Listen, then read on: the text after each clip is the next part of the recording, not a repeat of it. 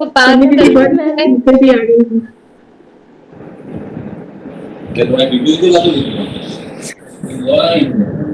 अरे वाह, तृप्ति आ गई है। हेलो तृप्ति। मेरी आवाज क्यों नहीं आ रही है इसमें? नमस्ते दीदी। नमस्ते। अब आ रही है आवाज आपकी? आ रही है? हाँ नमस्ते आ सभी रही को, है। नमस्ते सभी को नमस्कार। नमस्कार नमस्कार। नीलिमा जी, नमस्ते। नमस्ते। बहुत दिनों बाद देख रहे हैं आज आपको ना तृप्ति, अच्छा अरे लग वो रहा है। क्या, वो इवैल्यूएशन चल रहा था बोर्ड्स का, तो संडे की भी छुट्टी नहीं थी, उसमें किसी दिन की छुट्टी नहीं थी। सुबह 10 से 5:30 6 बज रहे थे और मोबाइल स्विच ऑफ, सब स्विच ऑफ, तो कैसे भी कोई वही नहीं थी कि ज्वाइन कर पाती। कोई बात नहीं।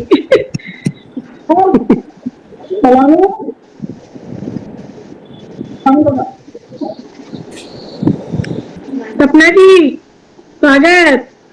आज आपका सुनेंगे हम सब। नमस्ते सपना जी, नमस्ते। मुझे लगता है अनुराधा शर्मा हमारे आज नई नई जुड़ी है, आ गई है। अनुराधा जी वीडियो खोलिए। नीलिमा जी नमस्ते। नमस्ते नमस्ते।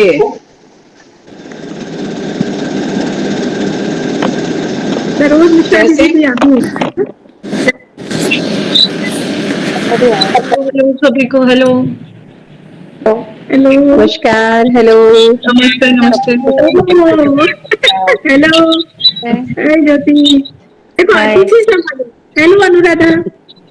Hello ma'am. Hello hello. Hello.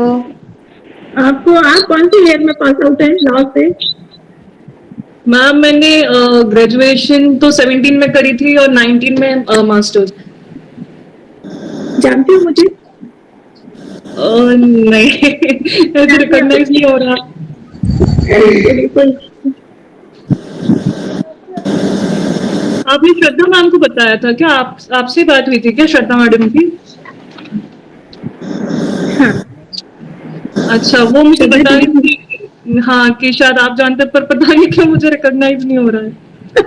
मुझे भी ध्यान नहीं आ रहा कि मैंने कोई अनुराधा को पढ़ा। मुझे याद नहीं आ रहा था अनुराधा शर्मा रही है कि नहीं बैठी। हाँ। ध्यान नहीं आ रहा। शायद मंदाकिनी मैम कोई है, वो बोल रही थी, मंदाकिनी मैडम भी बोल रही थी, तो दो हाँ है ना टीचर से बात मंदाकिनी है, वो भी। बता रहे जी। है मंदाकिनी भी है। मुझे तो जानती हो क्यों अनुराधा? हेलो। हेलो। वंदना राहुल।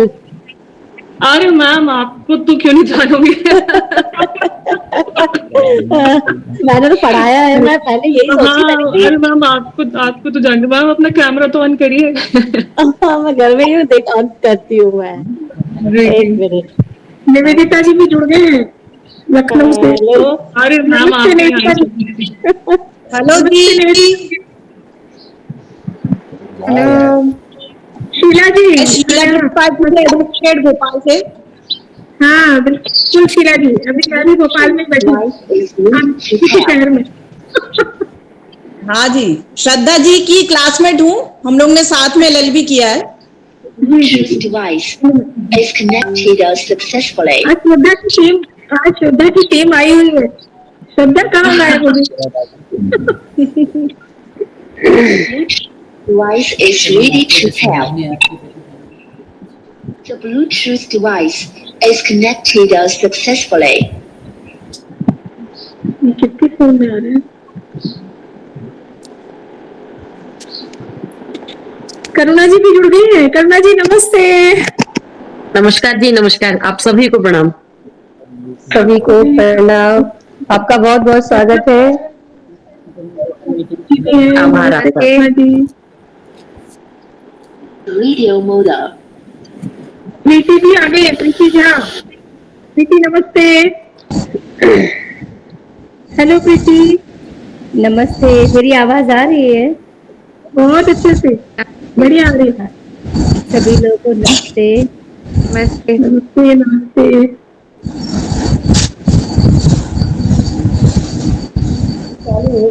शीला जी, अंजना जी, आज बहुत सारे नए चेहरे हैं। नमस्कार। आज बहुत सारे नए चेहरे हैं, लग रहा होगा। नमस्ते। सभी मेंबर्स नए हैं अभी। कल्पना, प्रदीप।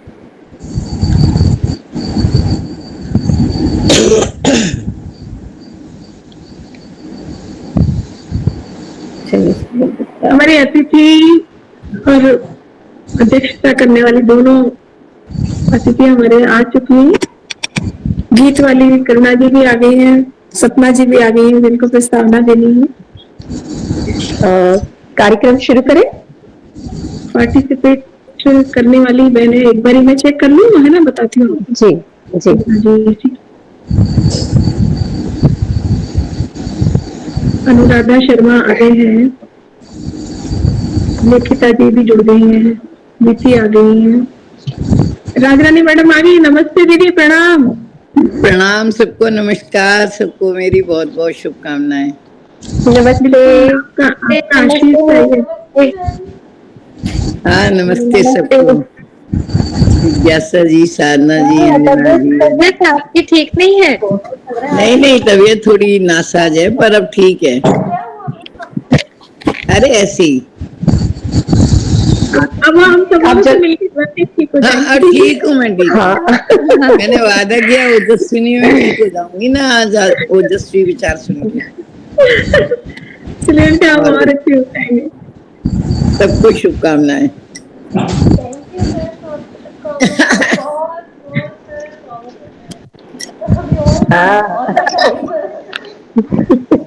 आज संचालन किसका है, उनको बहुत शुभकामनाएं। आपकी स्टूडेंट कर रही है, आपकी स्टूडेंट अंजना मिश्रा। क्या बात है, अंजना जी बताइए। एक नूर से आ जाता है कल्पना जी, जो संचालन करती हैं, उनके चेहरे पे आत्मविश्वास का एक चमक होती है। बिल्कुल प्रबल आत्मविश्वास, एकदम प्रबल। बहुत सारी शुभकामनाएं। Thank you. जरा तैयार व्यार नहीं हुई हूँ, इसलिए अपना मुखड़ा नहीं दिखा रही हूँ। कोई बात नहीं। लावण्य नमस्कार। बहुत प्रणाम, बहुत सारी शुभकामनाएं।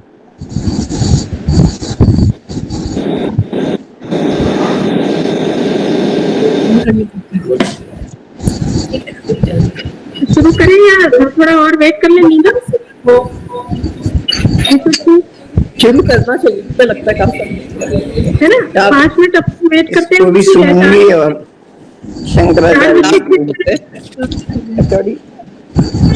अभिलाषा, हेलो अभिलाषा, आ रहे हैं लोग प्रत्येक बार। नमस्ते। हेलो, प्रतिभा जी भी आ गई। नमस्ते। ममता जैन भी आ गई। सब 5 मिनट के अंदर सब लोग आ रहे हैं। देखिए सपना जी तो देखिए, निवेदिता जी भी जुड़ गई है।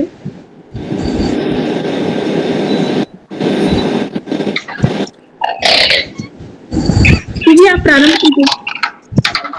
प्रारंभ कर लीजिए, हम लोग सब अपना ऑडियो बंद कर लेते, आप कार्यक्रम शुरू करें। जी, शुभकामनाएं। धन्यवाद। गणेशाय नमः। ओजस्वी विचार मंच की सभी सम्माननीय बहनों को मेरा सादर नमस्कार। पर्यावरण दिवस की पूर्व संध्या पर परिचर्चा में आप सभी का हार्दिक वंदन, स्वागत और अभिनंदन करती हूँ। जैसा कि आप सभी को विदित है कि ओजस्वी विचार मंच हर माह प्रथम रविवार को परिचर्चा का आयोजन करता है। समाज के महत्वपूर्ण और ज्वलंत विषय पर परिचर्चा आयोजित की जाती है। समाज को सही दिशा दिखाने में यह गौरवशाली मंच सदैव से अग्रणी रहा है। आज की इस परिचर्चा में का विषय पर्यावरण है। श्रीमद् भागवत गीता में श्री कृष्ण ने युधिष्ठिर से वृक्षों का महत्व बताते हुए कहा था कि 10 कूप समावापी 10 वापी समोहद्रः 10 हद समपुत्रो 10 पुत्रो समोद्रमः। इसका अर्थ है कि 10 कुओं के बराबर एक बावड़ी होती है, 10 बावड़ी के बराबर एक तालाब, और 10 तालाब के बराबर एक पुत्र होता है, और 10 पुत्रों के बराबर एक वृक्ष होता है। तो वृक्ष का महत्व प्राचीन काल से ही सभी हमें बताते आए हैं, और आज भी हम इस पर गंभीरता से अगर विचार नहीं करेंगे तो ये समस्या बहुत गंभीर होकर हमारे लिए, आने वाली पीढ़ी के लिए बहुत समस्याएं खड़ी कर देगी। आज के कार्यक्रम हुए आज का विषय पुनः प्रकट करती है धरती हरित तृणों की नोकों से, मानो झूम रहे हो तरु भी मंद पवन के झोंकों से, परंतु अब कहां हमारा पर्यावरण दिन प्रतिदिन प्रदूषित होता जा रहा है और इस प्रदूषण का कारण कहीं ना कहीं हम स्वयं ही है। सर्वप्रथम प्रस्तावना के लिए मैं बहन श्रीमती सपना गुप्ता जी को आमंत्रित करती हूँ। बहन सपना गुप्ता जी। नमस्कार सभी को। नमस्कार, आपका स्वागत है।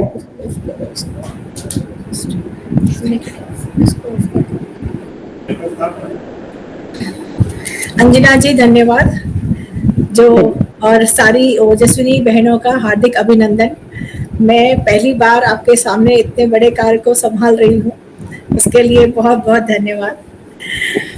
जैसा कि विदित है, हमारे यहाँ ये पर्यावरण दिवस के ऊपर आज हम पूर्व संध्या पर मिल रहे हैं और ये 51वां पर्यावरण दिवस की पूर्व संध्या है। तो उसके लिए मैं सबका बहुत बहुत सबको शुभकामनाएं देना चाहती हूँ। और एक चीज़ ये कि सभी ओजस्विनी बहनें हमारी जो है वो हर बार कोई बहुत ही अच्छे कार्यों को लाती हैं, टॉपिक्स लाती हैं, उसी में हम आगे इस बात पे चर्चा कर रहे हैं। आज हम सबको सर्वविदित है कि ओजस्विनी विचार मंच राष्ट्र सेविका समिति की एक बौद्धिक प्रकल्प है, जिसका उद्देश्य हम सब मातृशक्ति को बौद्धिक रूप से सुदृढ़ बनाने के लिए है। हम समय समय पर एक अच्छे विषय पर इस पर परिचर्चा करते हैं, जैसे कि आज का विषय हमारा जो है दैनिक जीवन में पर्यावरण संरक्षण हम कैसे कर सकते हैं। तो इसके ऊपर हमारी बहनें अपने विचार प्रस्तुत करेंगी। दैनिक जीवन में पर्यावरण मतलब पर्यावरण क्या है? हमारे चारों ओर की प्रकृति को हम पर्यावरण कहते हैं। आजकल मानव की वजह से पर्यावरण क्षरण बहुत हो रहा है, यानी पर्यावरण को नुकसान बहुत हो रहा है, जिसके लिए हमें काफी कोशिशें करनी पड़ेंगी इसको संरक्षित करने के लिए, क्योंकि अगर सुंदर पर्यावरण नहीं होगा, हरियाली नहीं होगी सब ओर, तो ये हमको बहुत ही मुश्किल में डाल देगा। आजकल पर्यावरण जो है वो एक ज्वलंत समस्या बन रही है, क्योंकि पर्यावरण क्षरण धीरे धीरे होता जा रहा है और ये सब कहीं ना कहीं मनुष्य अपनी अशांति की वजह से कर रहा है। जनसंख्या बढ़ रही है, कुछ ना कुछ वो नया करने की कोशिश में लगा हुआ है, इस वजह से भी वो परेशानी आ रही है। पर्यावरण संरक्षण जरूरी इसलिए भी है जिससे हम अपनी बायोडाइवर्सिटी को मेंटेन कर सके। इसकी सुरक्षा के लिए ये बहुत महत्वपूर्ण है। हम प्राचीन काल से देखते हैं, हमारी जो भारतवर्ष की संस्कृति है, इसको हम अरण्य संस्कृति भी कहते हैं। अरण्य संस्कृति यानी कि हरे भरे वृक्ष हमारी धरा पर हमेशा रहने चाहिए। तो हम हमेशा से जो है हरियाली को प्रोत्साहित करते चले आए हैं।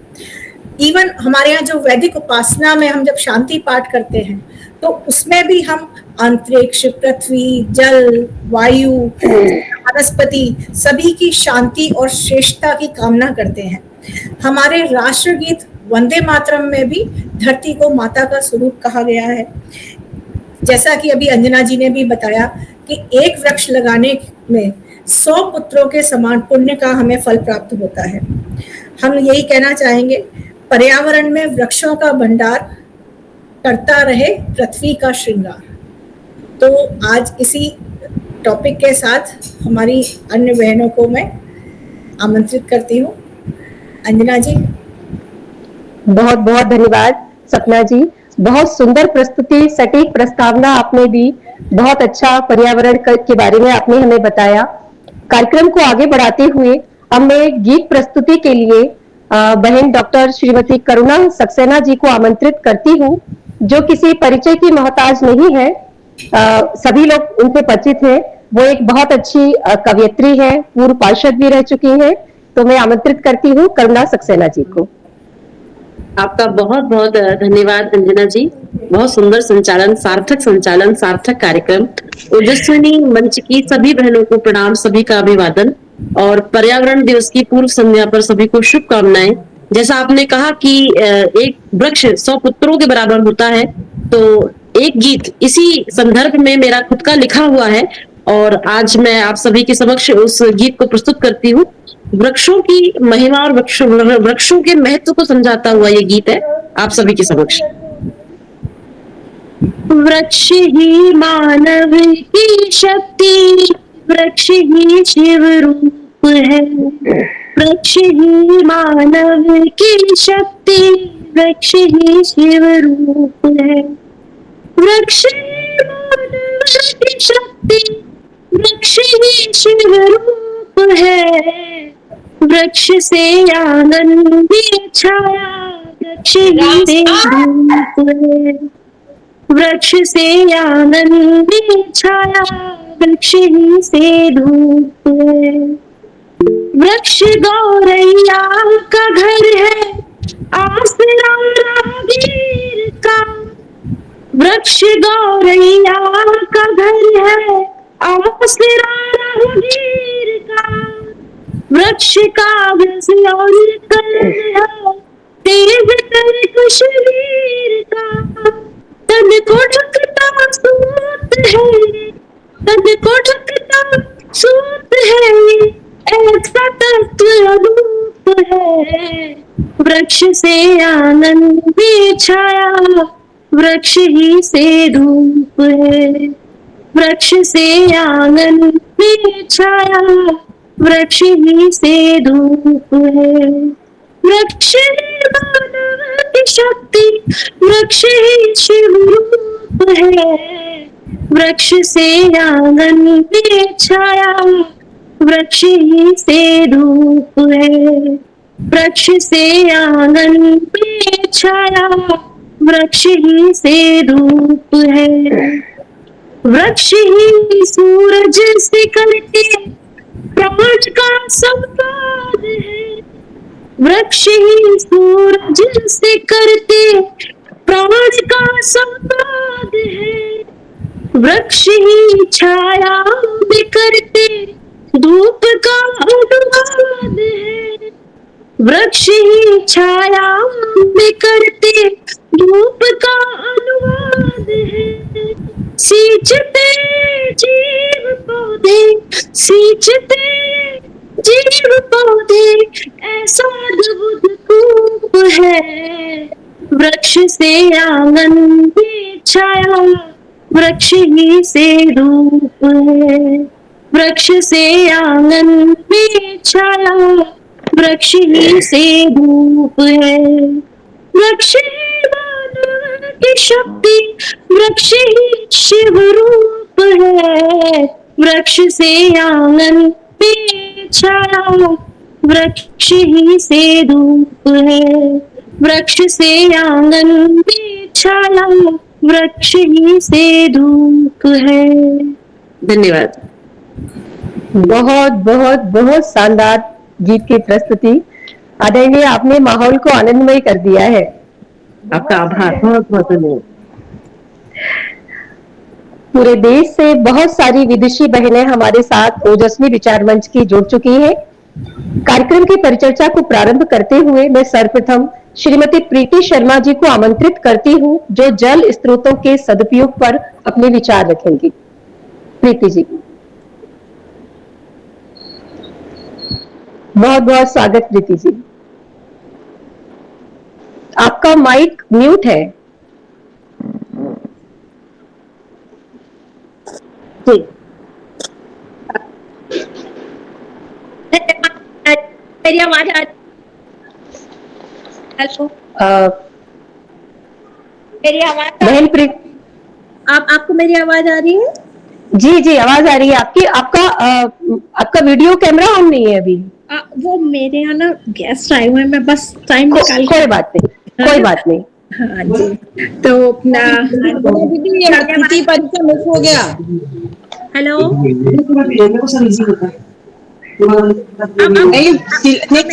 बाद में आप बाद में है। अच्छा ठीक है, ओके ओके, ठीक है, कोई बात नहीं। वो थोड़ी देर बाद प्रस्तुति करेंगी अपनी, कोई बात नहीं। नहीं मैं कर रही हूँ, चलिए, मैं अभी दे रही हूँ। अच्छा अच्छा अच्छा अच्छा अच्छा, जी जी जी जी, ओके जी। धन्यवाद अंजना जी। और हमारी बहुत ही अच्छा गीत वृक्ष ही मानव की शक्ति, वृक्ष ही शिव स्वरूप है। वाकई माँ प्रकृति का सबसे प्रमुख और सुंदरतम स्वरूप वृक्ष ही है। सादर वंदे मातरम। माँ भारती, माँ सरस्वती को नमन। मुख्य अतिथि डॉक्टर पांडे जी, अध्यक्ष ज्योति गुप्ता जी को अभिनंदन, और समस्त मेरी अब ओजस्विनी की बहनों का भी आभार। सच है, मेरा विषय है जल स्रोतों का सदुपयोग। बूंद बूंद में जीवन है, बिन पानी सब सून। जल ही जीवन है, जल का होना ही जीवन का वैज्ञानिक प्रमाण है। ऐसे में ये विषय है कि जल स्रोत का सदुपयोग। वैसे तो यूं तो कहें तो ढेर सारे गिन देंगे जल स्रोत, पर मुख्य और प्रमुख जल का स्रोत जो प्रकृति प्रदत्त है वह है वर्षा। वर्षा का ही जल है जो हमें माँ प्रकृति ने भर भर कर दिया है। और हम गाते भी हैं, मेघा रे मेघा बरसो रे मेघा। मेघा तो बरसता है, पर बरसे कहाँ से? उसे भी तो भाप का जल चाहिए। भाप का जल कहाँ से आए? नदी नाले पोखर तालाब तो सुखा लिए हमने पहले ही।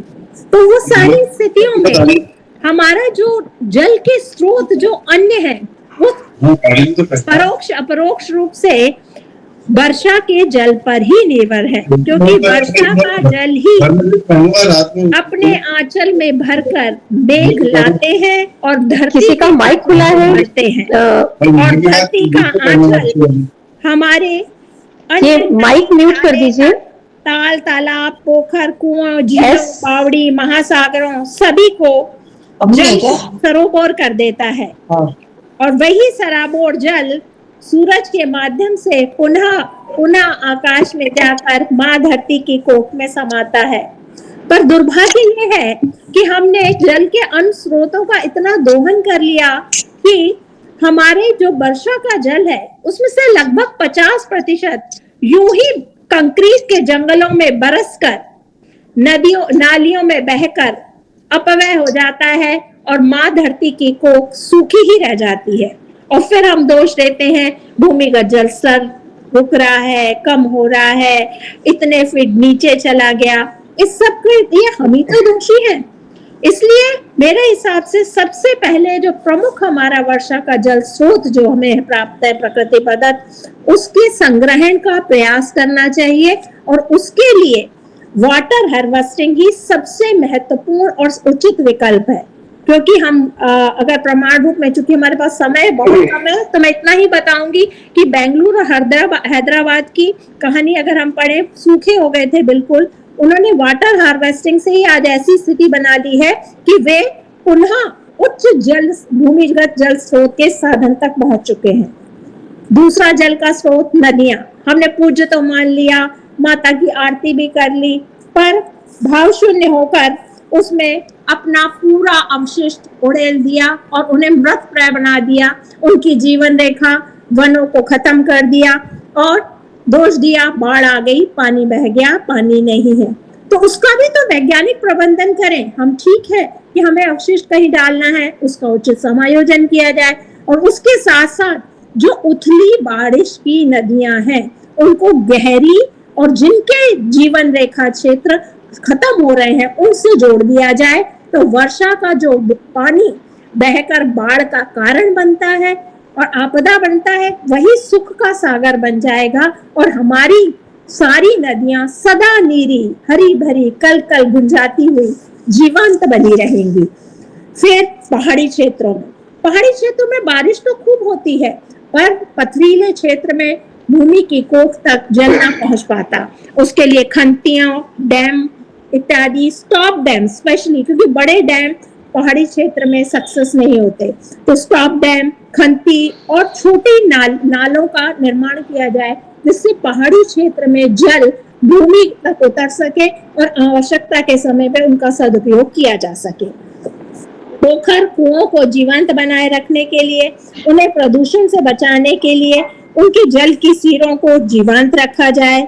कुएं पोखरों में इलेक्ट्रिक पंपों को लगाया जाना प्रतिबंधित हो, क्योंकि इलेक्ट्रिक पंपों के माध्यम से बहुलता से पानी धरती की कोख से निकाल लिया जाता है, उसका अपव्यय ज्यादा होता है, सदुपयोग कम हो पाता है। अतः जो प्राकृतिक रूप से जो धीमी गति से जल निकाला जाता था उसका पूर्ण और बहुल उपयोग संभव हो पाता था और धरती की कोख में पानी जमा रहता था। अतः इलेक्ट्रिक पंप प्रतिबंधित किए जाए, वैज्ञानिक रूप से भी प्रमाणित हो चुका है। और जल की संरचनाओं को या तो उनके कैचमेंट प्रभावित हो रहे हैं या उन पर अतिक्रमण करके कंक्रीट के जंगल बना लिए गए हैं, तो उनका मौजूदा स्वरूप बदल रहा है। अतः उसे प्रतिबंधित किया जाए। खेती की सिंचाई के लिए नहर के जल को ड्रिप इरिगेशन या स्प्रिंकलर पद्धति का प्रयोग किया जाए, जिससे जल की खपत को हम 50 से 60% तक कम कर सकेंगे और नहरों का जल काफी बड़े क्षेत्र को सिंचित भूमि बना सकेगा। भूमिगत जल के स्रोत को सुरक्षित रखने के लिए बोरिंग प्रतिबंधित की जाए। बाल्टियों के गंदे जल को फिल्टर द्वारा साफ कर बगीचों और सफाई के कार्यों के लिए प्रयोग किया जाए, जिससे कि शहरी जल, क्योंकि हमारे शहरी क्षेत्र में जल के स्रोत सिर्फ 3% हैं, जबकि आबादी गांव की अपेक्षा 60% शहरों में है, तो उस पर बल दिया जाए। सार्वजनिक नलों और सार्वजनिक जल प्रबंधन और उसके लिए आम आदमी को जागरूक किया जाए। नहरों पर स्टॉप डैम बनाए जाएं और जल की छोटी छोटी झीलों को इकट्ठित कर गर्मी में सिंचाई के लिए इनका प्रयोग किया जाए। और सबसे ज्यादा ग्लोबल वार्मिंग, उसके लिए युद्ध स्तर पर कार्य किया जाए, क्योंकि वर्षा के मुख्य स्रोत के साथ ग्लेशियर हमारे जल के प्रमुख स्रोत है, वो उनकी पिघलने की गति धीमी करना हमारे लिए अत्यधिक आवश्यक है। क्योंकि समय कम है, इसलिए मैं अपनी बात को विराम करते हुए यही कहूंगी कि भय बिन प्रीत नहीं होती, इसलिए लोगों में भय बनाना होगा कि ये जल की एक एक बूंद सुरक्षित नहीं रखी गई, आगे आने वाले समय में बंजर भूमि में तड़पते हुए मरने के लिए तैयार रहें। धन्यवाद। बहुत बहुत सुंदर विचार आपने रखे प्रीति शर्मा जी। जल चक्र मेरे दिमाग में एकदम घूमने लगा था जब आप इतनी अच्छे तरीके से समझा रही थी, तो ऐसा लग रहा था क्लास में कोई टीचर बहुत अच्छे से सारी चीजों को, सारे कंसेप्ट क्लियर कर रही है। इतनी सुंदर आपने अपने विचार रखे, इतने सुंदर तरीके से रखे। वास्तव में पानी ही तो है जिसे हम बचा नहीं पा रहे हैं। वर्तमान समय में अगर ये सारी चीजें जो प्रीति जी ने बताई, अगर हम इन सबको करें तो हम कितना सारा पानी बचा सकते हैं और उसका सदुपयोग कर सकते हैं। पुनः बहुत बहुत धन्यवाद प्रीति जी। अगली प्रस्तुति के लिए मैं श्रीमती अनुराधा शर्मा जी को आमंत्रित करती हूँ, जो अपने बंजर होती भूमि पर विचार रखने वाली है। अनुराधा शर्मा जी, आपका बहुत बहुत स्वागत है। Thank you so much ma'am. So यहाँ पर सभी आदरणीयों को मेरा नमस्कार। मैं अनुराधा शर्मा आज पहली बार इस ओजस्विनी विचार मंच के माध्यम से विश्व पर्यावरण दिवस के उपलक्ष्य में अपने विचार रखने के लिए उपस्थित हूँ और मेरा विषय है बंजर होती भूमि। तो सबसे पहले का अर्थ समझते बंजर क्या होता है। बंजर भूमि को अगर परिभाषा के रूप में देखें तो पर्यावरणीय गिरावट से पीड़ित आर्थिक रूप से अनुत्पादक भूमि को हम बंजर भूमि के रूप में देखते हैं। और अगर आसान शब्दों में देखें तो नमक प्रभावित क्षेत्र, वाले बंजर पहाड़ी, बंजर क्षेत्र आदि ये सब बंजर भूमि कहते हैं। और आमतौर पर हम बात करें तो खाली भूमि पड़ी भूमि को भी हम बंजर भूमि कहते हैं। अब बंजर भूमि के बनने के मुख्य कारण क्या है? भूमि विशेषता अत्यधिक दोहन, मिट्टी के गुण, कृषि प्रथाएं, औद्योगिकरण, जलवायु, वर्षा का कम होना, जल भराव, वृक्षों का अंधाधुंध कटाई एवं पर्यावरण कारण। आज के समय में हमें बंजर भूमि के सुधार की अति आवश्यकता है। क्यों? क्योंकि यह भारत के गरीब लोगों की आय का एकमात्र स्रोत है। गरीब लोगों के आय का एकमात्र स्रोत है, मिट्टी को उपजाऊ बनाता है, मिट्टी को कटाव से रोकता है और क्षेत्र में संतुलन बनाए रखता है। अब साथ ही स्थानीय उपयोग के लिए ईंधन, लकड़ी की निरंतर आपूर्ति के लिए भी यह सुनिश्चित करता है। बंजर भूमि सुधार के लिए सरकार द्वारा अनेक योजनाएं और सुधार अभ्यास लागू हुए, जिसकी शुरुआत 1977-78 से हुई थी, जैसे कि भूमि विकास, लीचिंग, जिसमें भूमि की लवणता की समस्या, मिट्टी की बनावट को सुधारा जाता है। जल निकास, जिसमें जल जमाव वाली मिट्टी से अतिरिक्त जल निकाला जाता है। मल्चिंग, जिसमें शिफ्टिंग रेट को इस माध्यम से रोका जाता है। वन रोपण, सामाजिक वानिकी कार्यक्रम, हर्बल फार्मिंग और कुसुम योजना जिसमें सरकार द्वारा बंजर भूमि पर सोलर प्लांट लगाने की सुविधा को देती है। बंजर भूमि के तहत सबसे ज्यादा क्षेत्र वाला राज्य है राजस्थान, इसके बाद आता है मध्य प्रदेश और महाराष्ट्र।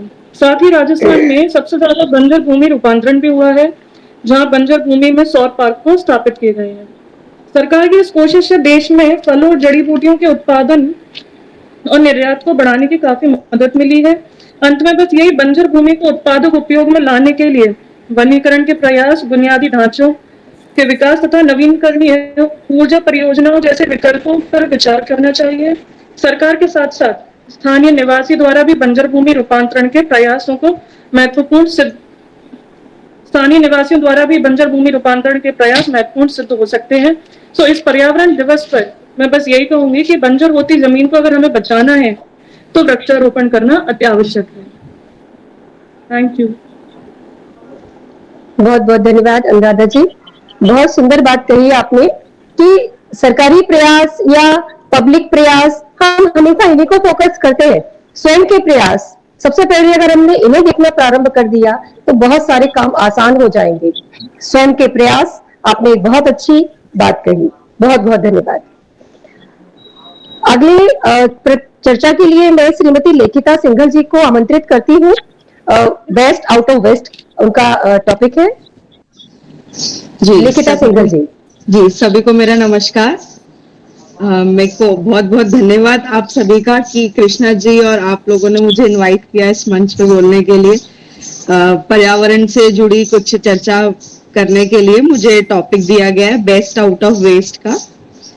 तो हम जैसे कि मैं अपने बारे में बताना चाहूंगी कि हमने खुद ने एक कुटीर उद्योग या लघु उद्योग कहना चाहिए, उस प्रकार से एक गौकृति नाम से एक वो खोला हुआ है, जिसमें हम लोग सुनने में थोड़ा अटपटा लगेगा पर जो अपनी देसी गाय होती है उनके गोबर से हम लोग डेकोरेटिव आइटम्स बनाते हैं। तो it's like best out of waste कहीं से भी अपन ले सकते हैं। जैसे कि आप देखते हैं कि किचन का वेस्ट होता है, उससे भी लोग अपने प्लांट्स के लिए फर्टिलाइजर और वो खाद वगैरह बनाते हैं। इसी तरीके से ये हम लोगों को आइडिया ऐसे आया कि हम लोग एक वन बंधु परिषद करके संस्था है उससे जुड़े हुए हैं, जिसमें हमारे पास करीबन 400 गांव हम लोगों के उसमें हैं, मतलब गोद लिए हुए हैं। तो उसमें हम लोग जब वहाँ मतलब वन यात्रा के लिए जाते हैं, जब वहाँ पे हम लोगों ने गांव में जाके देखा कि किस प्रकार हम मतलब जो वहाँ की महिलाएं हैं और जो वहाँ का लोकल सोर्स है, ये हम लोगों का आइडिया इसलिए आया कि हम लोग सोच रहे थे कोई लोकल सोर्स से ही जो घर में ही बैठे वहाँ की महिलाओं को रोजगार प्रदान कर सके। इस तरीके से हमने ये काम चालू किया। सबसे बड़ा इसमें पर्यावरण का बचाने का उद्देश्य हमारा ये था कि एक तो ये पर्यावरण को सुरक्षित रखता है, कहीं से भी कहीं तक कोई मतलब प्रदूषण नहीं फैलाता है। और हमारी देसी गाय, हम तो वैसे ही उनको माता मानते हैं और उनकी पूजा करते हैं। तो उनको जब गाय दूध देना बंद कर देती है तो लोग उनको सड़कों पे छोड़ देते हैं या वो कत्ल खानों में चली जाती हैं। तो उनको बचाने के लिए हम लोगों ने इस उद्देश्य से ये एक अपना वो चालू किया था कि लेडीजों को वहीं रह के रोजगार भी प्राप्त हो सके। तो हम लोग इस तरीके के कुछ प्रोडक्ट्स अपने बनाते हैं। ये देखिए, ये दिए हैं इस तरीके के, या ये इस तरीके की ये डेकोरेटिव आइटम्स हम बनाते हैं इस तरीके के। ये इसमें कुछ दिख पा रहा है क्या आपको? थोड़ा सा पीछे कीजिए, थोड़ा सा पीछे कीजिए। करूं? जी जी जी, बहुत सुंदर। देखिए, ये इस तरीके के किस चीज से बना है ये सभी देसी गाय के गोबर से बने हुए आइटम्स हैं। ये सारे ये देखिए, ये 108 मनके की जाप माला है जो अपन जाप करते हैं, पूजा करते हैं। यस, जी हाँ जी, ये उसी की बनी हुई है। और ये सब हम लोगों ने लेडीज को एम्प्लॉय किया हुआ है और ये सब खुद हाथ से बनाती हैं लेडीज, एक एक आइटम हाथ से बनाती हैं। इसका सबसे अच्छा काम ये है कि इसकी शेल्फ लाइफ बहुत है, पर जब आपको लगे कि ये खराब हो रहा है, आप इसको पेड़ों में डाल दें, ये स्वयं ही खाद का काम करता है। तो सबसे बड़ी बात ये है कि इसमें कोई वेस्टेज नहीं है, ये खुद ही वेस्ट से बेस्ट प्रोडक्ट है। इसमें कोई भी वेस्टेज नहीं है, ना आपकी मिट्टी को खराब करता है, ना आप कोई प्रदूषण फैलाते हैं इनसे। ये हम इस तरीके के, ये देखिए दिए भी बनाते हैं, ये इस तरीके के, ये सब लेडीज अपने हाथ से बनाती हैं। हम लोग गांव में उनको ट्रेनिंग देते हैं और सबसे सिर्फ यही हमारा एक मोटिव है कि गांव में लेडीज को वहीं बैठे रोजगार मिले, उनका पर्यावरण संरक्षण हो। और हम लोग इसी एफर्ट्स में रहते हैं कि शहर में भी इसका हम अवेयरनेस क्रिएट कर सके लोगों को। आजकल हम लोग इतने मटेरियलिस्टिक हो गए हैं, सब तरीके का प्लास्टिक का सामान और ये सब यूज करने लगे हैं, और वो सब वेस्ट होके कचरा बनाता है, कचरे में ही जाता है। हम सबको पता है कि प्लास्टिक कभी भी बायोडिग्रेडेबल नहीं है, वो डिग्रेड होता ही नहीं है, और ये हर तरीके से बायोडिग्रेडेबल है। तो मैं तो आप सबसे यही कहना चाहूंगी कि अपने उसको पहचानिए और पर्यावरण से जुड़िए। और सबसे बड़ी बात इसमें आपको मैं बताऊं, देसी गाय के गोबर में जो खासियत है, एक तो ये एंटी रेडिएशन का काम करता है। एंटी रेडिएशन का काम किस तरीके से करता है, जो हमारे मोबाइल्स और इससे जो इतने रेडिएशन एब्जॉर्ब होने लगे हैं, आने लगे हैं, हम सारे टाइम अपने चारों तरफ इतने रेडिएशंस लेके बैठे रहते हैं, हमें खुद नहीं पता है, ये उसको एब्जॉर्ब करता है और ये प्रमाणित है, ये इसको एब्जॉर्ब करता है। आजकल देखिए, आजकल पेंट्स भी आ गए हैं। पहले क्या होता था, गांव में अभी भी क्या होता है, गोबर से लीपा ही जाता है घर। क्यों लीपा जाता है? क्योंकि वो वातावरण के अनुकूल काम करता है। सर्दी में घर को गर्म रखेगा, गर्मियों में ठंडा रखेगा, तो आपको एसी कूलर की भी जरूरत नहीं पड़ती। गांव में लोग कैसे सरवाइव कर लेते हैं इतनी गर्मी में भी, इतने ठंड में भी, है ना। और जो उसका कंडा है, ये हमने खुद ही देखा है। आप ये देसी गाय के गोबर के कंडों से हवन कीजिए, और जो अपने भैंस के या नॉर्मल कंडे आते हैं, आप उनसे हवन कीजिए। अपन नवदुर्गों में और उसमें तो हवन करते ही हैं, घर में पूजा पाठ होता है, कभी भी हवन करते ही। उसका बिल्कुल भी धुआं नहीं होता देसी गाय के गोबर का, और ना बिल्कुल आंखों में लगता, ना कोई एलर्जी होती है। अदरवाइज आप देखिए, आप हवन में बैठे, आप बैठ नहीं पाते, इतना धुआं और इतना आंखों में लगता है। तो ये एक हमारा एक मतलब क्या बोलना चाहिए, कदम है पर्यावरण को संरक्षण करने की तरफ, कि हम लोगों को इस चीज की अवेयरनेस क्रिएट कर सके कि प्लास्टिक वर्ल्ड से निकल के इस चीज की तरफ आए, तो हमारे देश को भी संबल मिलेगा, हमारी गांव की महिलाओं को भी संबल मिलेगा, सबसे बड़ी चीज पर्यावरण सुरक्षित रहेगा। जी, इसी के साथ धन्यवाद। बहुत बहुत धन्यवाद। मेरे पास शब्द नहीं है बोलने के लिए, ऐसे खो सी गई थी मैं जब आप बोलती चली जा रही थी, एक के बाद एक बात। सभी बहनें पूछ रही है मैसेज करके कि इनको हम कहाँ से खरीद सकते हैं, ये हमें सामान कहाँ मिल सकता है? जी बिल्कुल, हमारा वर्कशॉप है सिटी सेंटर में, सेंट्रल पार्क के पास, I12 सिटी सेंटर करके, और गौकृति नाम से हमारा ऑनलाइन भी है, मीशो, फ्लिपकार्ट और अमेजोन पे, और बाकी हम एग्जीबिशन के थ्रू इनको एग्जिबिट करते हैं। तो आप कभी भी आप हमको मेरा नंबर, हाँ जी, सेंट्रल पार्क, सिटी सेंटर में, सेंट्रल पार्क होटल के पास, पार्क में ही हूँ, इसलिए बोल रही हूँ। जी जी, दून पब्लिक स्कूल के पीछे, दून पब्लिक स्कूल के बैक साइड। अच्छा अच्छा, रौनक वाली लाइन में? नहीं, वो उसके पीछे है, वो उसके पीछे है, हमारे वर्कशॉप के पीछे है रौनक वाला।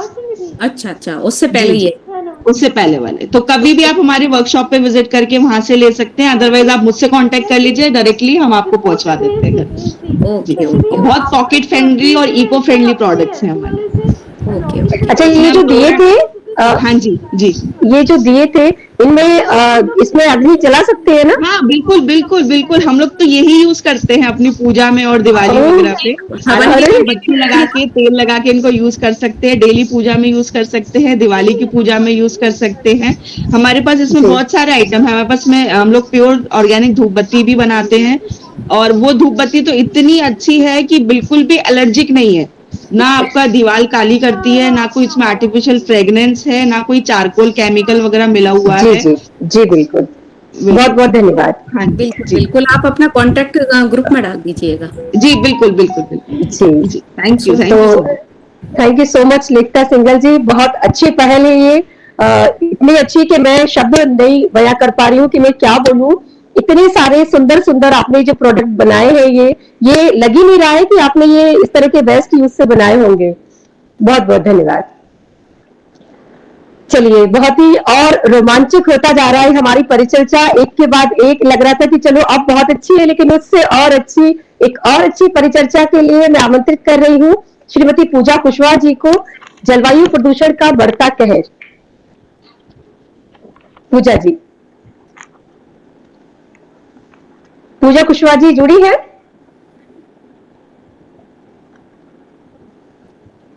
शायद आवाज नहीं आ रही है उनकी मुझे। चलिए, आप और आगे बढ़ाइए। जी जी जी जी इनको हम बाद में रख लेंगे। जी आगे डॉक्टर मंदाकिनी शर्मा जी, सह सचिव ओजस्वी विचार मंच को मैं आमंत्रित करती हूँ। इनको सुनने के लिए हम सब बहुत एक्साइटेड हैं। विकास व विनाश। मंदाकिनी जी। ओजस्विनी विचार मंच की सभी आदरणीय बहनों को मेरा नमस्कार।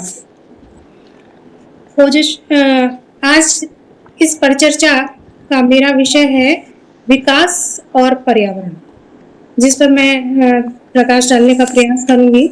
वर्तमान समय में आज हमारी प्रमुख समस्या पर्यावरण की है। विश्व में बढ़ रहा औद्योगिकीकरण और तकनीकी विकास पर्यावरण को प्रभावित कर रहा है, जिसके कारण दिन प्रतिदिन प्रकृति का संतुलन बिगड़ता जा रहा है। आज हम जिस वातावरण में रह रहे हैं, अनेकों संसाधनों का प्रयोग कर रहे हैं। हम सुबह से लेकर शाम तक अनेकों ऐसे भौतिक संसाधनों का प्रयोग करते हैं जो पर्यावरण को दूषित करता है।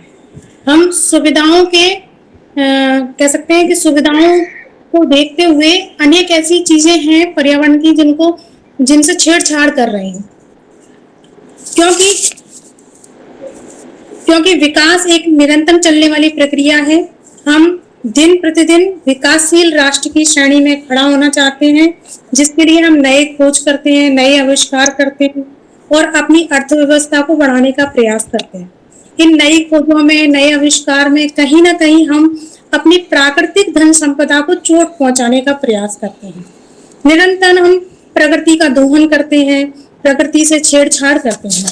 जैसे हम देखते हैं पेड़ों की कटाई, चट्टानों की कटाई, औद्योगिकीकरण, माइंस लगाना, है ना, पहाड़ों को काटना, ऐसे कई सारी चीजें हैं जिससे हम प्राकृतिक आपदा को जन्म देते हैं और प्रकृति अपना रौद्र रूप कहीं ना कहीं दिखाती है, जिसके दुष्परिणाम हम वर्तमान में देख भी रहे हैं। मौसम बदल रहा है, प्रकृति का संतुलन बिगड़ रहा है। जलवायु अपने जैसे जलवायु प्रदूषण की बात करें हम, तो अत्यधिक हम भौतिक संसाधनों में कई सारे व्हीकल्स का प्रयोग कर रहे हैं, जिससे हमारी जो वायुमंडल की हवा है वह दूषित हो रही है। आज बढ़ते हुए तापमान को भी हम सब देख रहे हैं और उसके परिणाम भी देख रहे हैं। घर में हम रेफ्रिजरेटर, एसी का प्रयोग अधिक मात्रा में कर रहे हैं, जिससे CFC नामक गैस निकल रही है जो ओजोन को प्रभावित कर रही है। और तापमान की समस्या जब बढ़ती है तो समुद्र में और मौसम में, समुद्र की जल स्तर में और मौसम में भी बदलाव होता है, जिससे बाढ़ की समस्या, सुनामी की समस्या, भूस्खलन की समस्याएं भी बढ़ने लगती हैं। इसका एक उदाहरण हमने देखा है अभी हाल ही में 2023 में हमने जोशीमठ उत्तराखंड में इसका एक विकास का बहुत बड़ा उदाहरण देखा कि किस प्रकार हम विकास की दौड़ में जो निर्माण के जो नियम होते हैं, यानी जो मानक नियम होते हैं, उनका पालन नहीं करते हैं और कोशिश करते हैं कि हमारी अर्थव्यवस्था बढ़ जाए, हमें आय अधिक होने लगे, तो हम प्रकृति की चीजों से छेड़छाड़ करते हैं। उनके कहते हैं ना, किसी के हृदय पे चोट पहुंचाने का प्रयास करते हैं।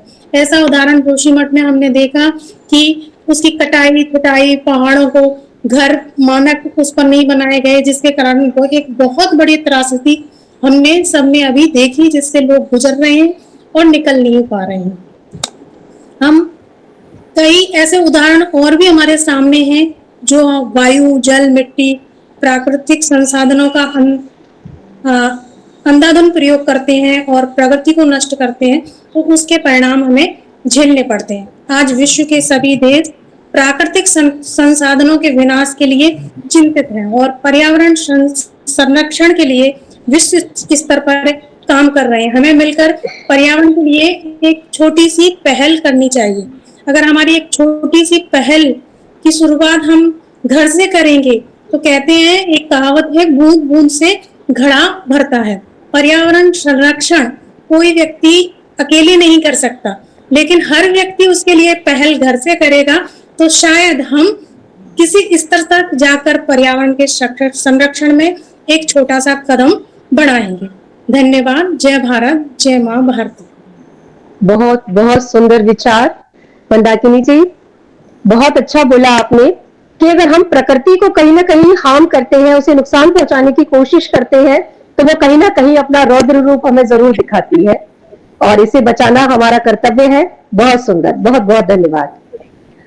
अगली परिचर्चा के लिए मैं आमंत्रित करती हूँ श्रीमती प्रीति झा जी को, जो कि एक समाज सेविका है और उनका विषय है वृक्ष व पर्यावरण।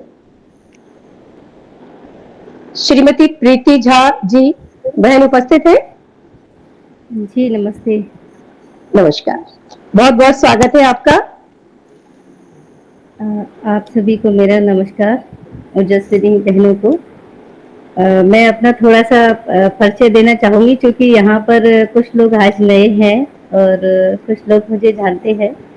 मैंने ग्वालियर में 2016 में एक मिशन के साथ एक बीड़ा उठाया था, मिशन 100 करोड़ वृक्ष।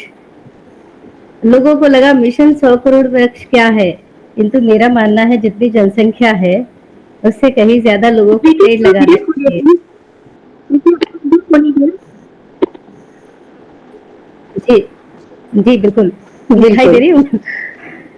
तो लोगों को जितने लोग हैं उतने वृक्ष होना चाहिए, उनसे ज्यादा होना चाहिए, किंतु जितने लग जाए एक व्यक्ति तो एक वृक्ष तो होना चाहिए। जन्म से लेकर मृत्यु तक 7 वृक्ष ही जाते हैं। तो भले ही कोई इंसान आपकी रक्षा करे या ना करे, आपके साथ रहे या ना रहे, वृक्ष तो सदैव आपके साथ रहते हैं। एक मुहिम के साथ में मिशन 100 करोड़ वृक्ष में प्रेसिडेंट रही हूँ। पूर्व वर्षों में मैंने उसका पद का त्याग किया है, किंतु मिशन के साथ सदैव थी और हूँ। उस मिशन के साथ में मैंने वृक्षों की रक्षा के लिए एक संकल्प उठाया था कि मैं वृक्षों की रक्षा करूंगी, वृक्षों को लगाऊंगी, समय समय पर उनकी रक्षा, संवर्धन और संरक्षण के लिए जब जब मेरी आवश्यकता पड़ेगी मैं मौजूद रहूंगी। इस प्रकार ग्वालियर में पर्यावरण की रक्षा हेतु लोग मुझे जानते हैं पर्यावरण दूत के नाम से। तो पर्यावरण दूत के नाम से जब जानते हैं तो पर्यावरण से संबंधित कई चीजें होती हैं। उसमें वृक्ष आया, मिट्टी आया, धूप आई, ऊर्जा आई, वनस्पति, सब कुछ आता है ना। सभी साथ में आज सभी को अलग अलग विषय आपको बांटे गए और सभी ने बहुत अच्छा बोला, किंतु मुझे केवल एक विषय दिया गया, वृक्ष और पर्यावरण। क्योंकि पर्यावरण तो बहुत बड़ा है, वास्तव में पर्यावरण इतना बड़ा है कि इसके बारे में क्या कहो। मिट्टी भी है, जल भी है और गोबर भी है, गाय भी है ना। तो इस तरह से मैंने सबका एक वृक्ष और पर्यावरण मैंने जो विषय चुना है उसके बारे में कुछ लाइनें हैं जो मैंने कम शब्दों में लिखी हुई है, मैं उसका प्रारंभ करती हूँ। वृक्ष और पर्यावरण सभी प्रकार के प्राकृतिक तत्व जो जीवन को संभव बनाते हैं, सभी प्रकार के प्राकृतिक तत्व जो जीवन को संभव बनाते हैं वह पर्यावरण के अंतर्गत आते हैं, जैसे पानी, हवा, भूमि, प्रकाश, आग, जंगल, जानवर, पेड़ इत्यादि। ऐसा माना जाता है कि पृथ्वी ही एक ऐसा ग्रह है जिस पर जीवन है तथा जीवन के अस्तित्व को बनाए रखने के लिए ही पर्यावरण है। पेड़ पौधों का अभाव स्पष्टतः इस धरती पर आबाद समूची सृष्टि की प्रलय का एक कारण बन सकता है। यदि पेड़ पौधे नहीं होंगे तो इस धरती पर प्रलय आ जाएगी, इसलिए हमें उनकी रक्षा करनी है। इसके विपरीत आज हम कंक्रीट के जंगल उगाने यानी बस्तियां बसाने, उद्योग धंधे लगाने के लिए पेड़ पौधों को आरक्षित, वनों को अंधाधुंध काटते हो तो जा रहे हैं, पर उन्हें उगाने, नए पेड़ पौधे लगाकर उनकी रक्षा और संस्कृति की करने की तरफ कतई ध्यान नहीं दे रहे हैं। कहा जा सकता है कि लापरवाही के फलस्वरूप हम अपनी कुल्हाड़ी से अपने ही हाथ पैर काटने की दिशा में एक कदम बढ़ा रहे हैं, अपने आप को ही लंगड़ा लूला कर रहे हैं। यदि हम चाहते हैं कि हमारी यह धरती, इस पर निवास करने वाला प्राणी जगत बना रहे, तो हमें पेड़ पौधों की रक्षा और उनके नवरोपण आदि की ओर प्राथमिक स्तर पर ध्यान देना चाहिए। यदि हम चाहते हैं कि धरती हरी भरी रहे, नदियां रहे, अमृत जल की धारा बनी रहे, बहती रहे, सदैव हमारे साथ रहे और सबसे बढ़कर मानवता की रक्षा संभव हो सके, तो हमें पेड़ पौधे उगाने चाहिए, उन्हें संवर्धित करना चाहिए, उन्हें संरक्षित करना चाहिए। अन्य कोई विकल्प और उपाय नहीं है। इसलिए मेरा कहना है कि एक उगता हुआ वृक्ष राष्ट्र की प्रगति का जीवित प्रतीक है। धन्यवाद। बहुत बहुत धन्यवाद। आपने इतना अच्छा जो बीड़ा उठाया है मिशन 100 करोड़ वृक्ष का। एकदम से जब आपने ये बोला तो मुझे याद आ गया चमोली गांव में जब वृक्ष काटने के लिए राजा ने सैनिकों को भेजा था तो वहां की महिलाएं निकल के आ गई थी और एक एक वृक्ष से एक एक महिला आके लिपट गई थी कि पहले हमें काटो और फिर इन वृक्षों को काटना। तो आपको देख के मुझे वही घटना याद आ गई। बहुत अच्छा आपने बीड़ा उठाया है और हम सब इसमें आपके साथ हैं। बहुत बहुत धन्यवाद। अगले परिचर्चा के लिए मैं आमंत्रित कर रही हूँ श्रीमती निवेदिता चतुर्वेदी जी को, जो लखनऊ से हमारे साथ जुड़ रही हैं और उनका विषय है दैनिक जीवन में पर्यावरण संरक्षण। निवेदिता चतुर्वेदी जी लखनऊ से।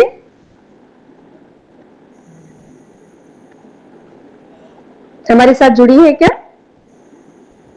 मुझे लगता है शायद वो नहीं जुड़ पा रही है। श्रीमती पूजा कुशवाहा जी पुनः जुड़ पाई हैं क्या?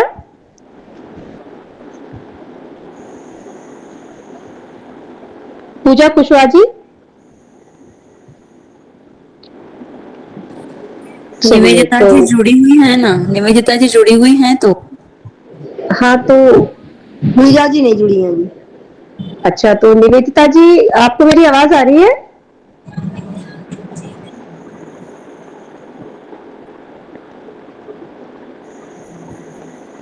मैसेज करके बोलिए उन्हें, शायद उनका माइक अनम्यूट हो।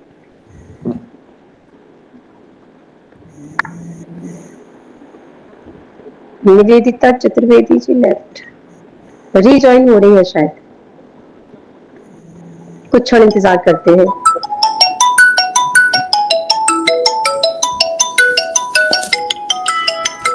निवेदिता जी आप सुन पा रही हैं?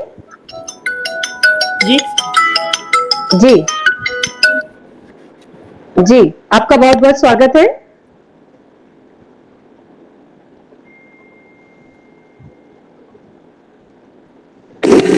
सुन पा रही हैं अभी?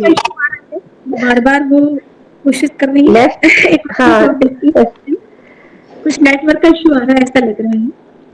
जी जी, तो मेरे ख्याल से परिचय का कर दीजिए अपने, क्यों कल्पना? आगे हाँ ठीक है, आगे बढ़ते हैं। निवेदिता जी ज्वाइन नहीं हो रही है। निवेदिता जी अभी ज्वाइन थी पर लेफ्ट हुई थी अभी। जुड़ गई है। मैंने उनको कॉल करके बोल दिया, वो आ रहे। जुड़ गई है, वो जुड़ गई है, दिख रही है। निवेदिता चतुर्वेदी जी आप हमें सुन पा रही है?